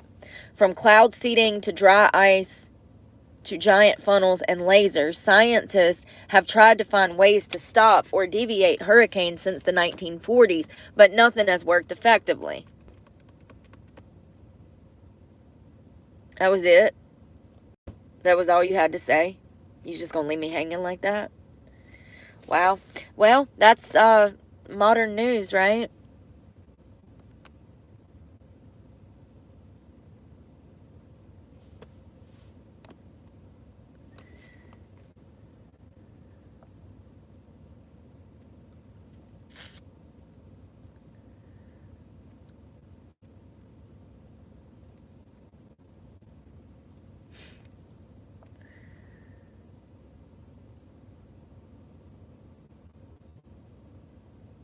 A fully developed hurricane releases heat energy that is equivalent of a 10 megatron nuclear bomb every 20 minutes, more than all the energy used at a given time by humanity, according to the National Hurricane Tropical Analysis Chief, Chris Lancey.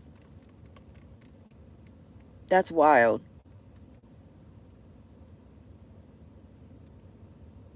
It generates a lot of energy. That's crazy.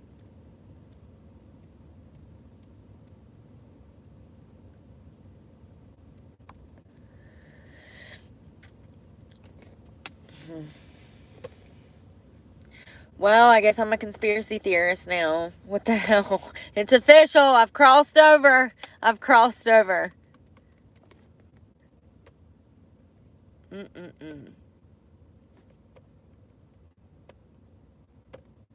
Y'all, I got to go check the mail. I don't know if my phone will work. I guess we'll see. I haven't even been able to... Oh, I need to check my email. I haven't been able to make the phone calls I needed to make today. I've been so busy. I had some this morning, but...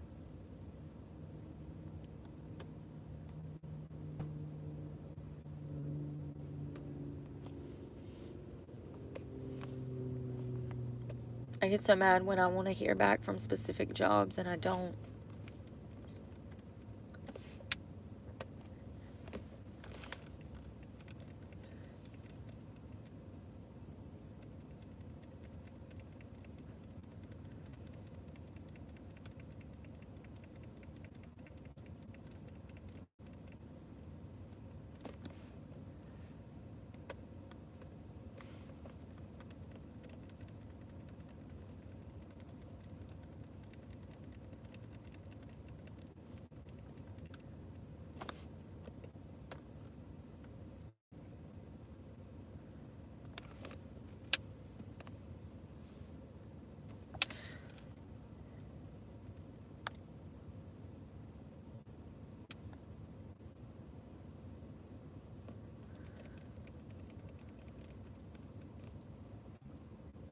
And I haven't heard anything from YouTube about my paycheck or about anything.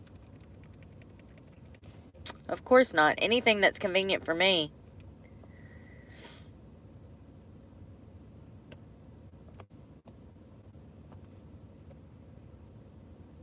I can't be helped with.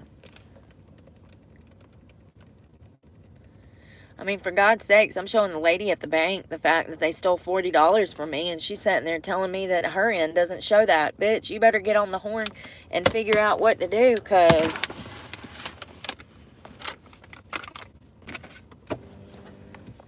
just scammers. Scammers, scammers. They're all scammers.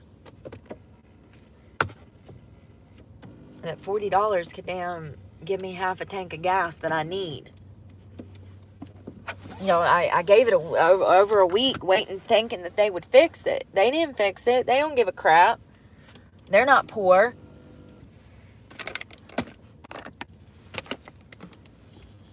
Oh, God, you guys. This morning, I got these. Let's eat one.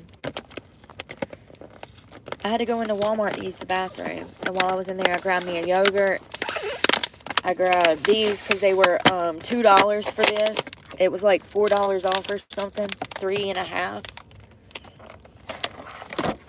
I think they messed up because it says vanilla cake bites with vanilla icing, but they're kind of pink. So I think that that's why they were on sale. I don't know for sure. We'll see.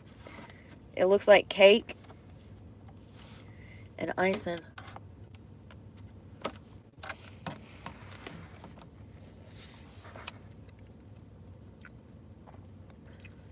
We getting thick this winter.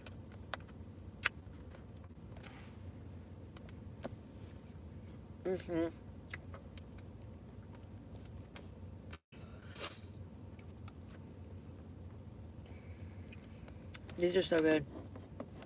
Seriously, I give them like an 8 out of 10. I don't really care for the sprinkles.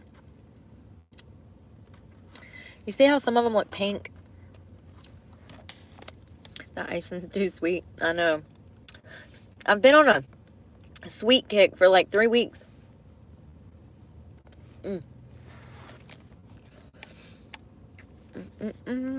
I dropped a sprinkle. I felt it roll down my arm. Like Spice Bay. Oh, these are going to be gone by tonight. So it's got like icing on the outside, but it's also got this dollop of other stuff on the inside. That's more like traditional icing. They could have done without that. Do I want one more?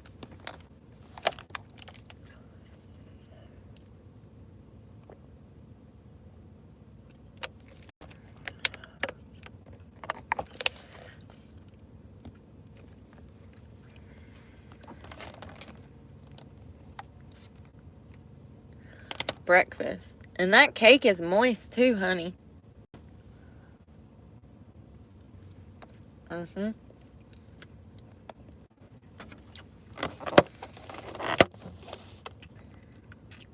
Oh, it says pink cake.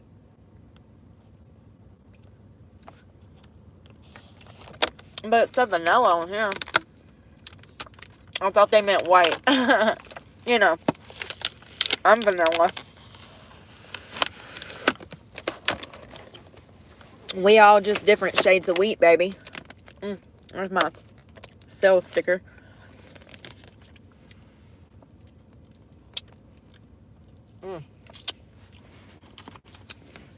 Yeah, those are tasty. I need to warm it up a little bit in the microwave, put some ice cream on top, and grab me a cup of coffee, and I can be real fat and sassy. Not bad, Walmart. Not bad. And I didn't have to worry about Marisha stealing my cake because I rang it up myself. However, 4 of those squares has got almost 40 extra grams of sugar. 40 added grams of sugar. It's 78% of your daily value. So this is what, you know, this is like supposed to be eaten like a once in a week type of thing. Maybe once a month, you know. This is not, I've been on my cake lately because I'm in a bulk. And I'm trying in Sam Solik's diet. I want to see if I can actually grow muscle by eating junk. By just staying consistent in the gym. He's a beast. So if he can do it, I might be able to do it. If my phone starts to mess up, I'll hop off of the Wi-Fi. Sometimes I have to drag my screen down and click off option for Wi-Fi because it messes my phone up. I've had the worst heartburn. The only thing that I can say is that it's coming from all of the horrible food that I've been ingesting. I've done ate like 6 times this morning. We are going to the postal office where the judge says I live. Come on, sweet pea. You go ahead. You go ahead, honey. Meemaw. Oh. So, we're going to go to my home. Imagine a judge telling you that you live at a postal office and you know you don't. Thank you. Grandma got her damn Tahoe pimped out. Black fuel rims. I see you, Grandma. She got her blacked out Tahoe with fuel rims, which is very popular here where I'm from.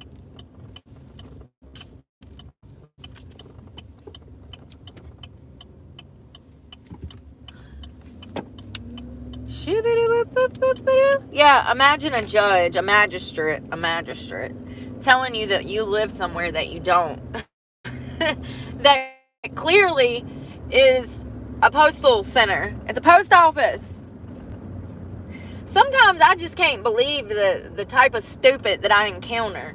Like, it's baffling. Like, I'm genuinely standing there like, is she for real right now? Like, I said, I can assure you that that is not my home address. I said, that's a post office. She says, no, it's not. It's your home address. And at this point, I'm just like, oh, God. I knew it. I called it. As soon as she walked in and we locked eyes, I called it.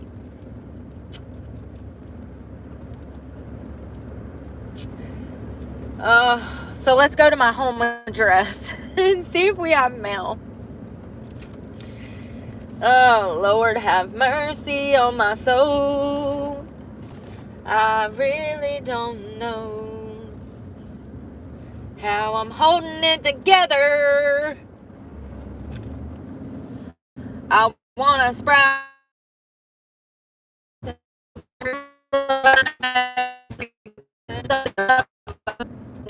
Oh, wings like the.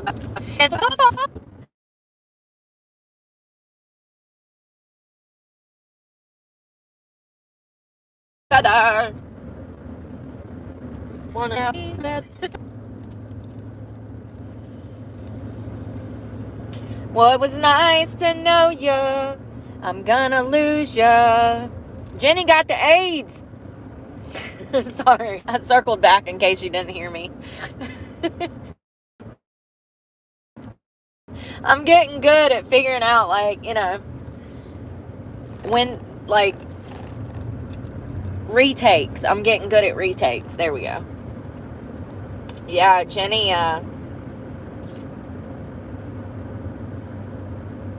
messed up. But I think the importance of the movie is to shine a light on the fact that she went down a dark road because of her childhood. There's no debate in that. If she would have had a solid fucking upbringing, parents that gave a shit, a daddy that wasn't a child molester, okay, maybe, just maybe, Jenny wouldn't have been doing line after line of fucking blow, hanging off the side of a fucking 50-story hotel, thinking about ending it all. That's all, you know, that's the whole point, is to look at these different people's lives and be able to see why they are the way that they are. Even Forrest, he was the way he was, even in his, and I don't think he was a disabled man. I think he was smarter than most.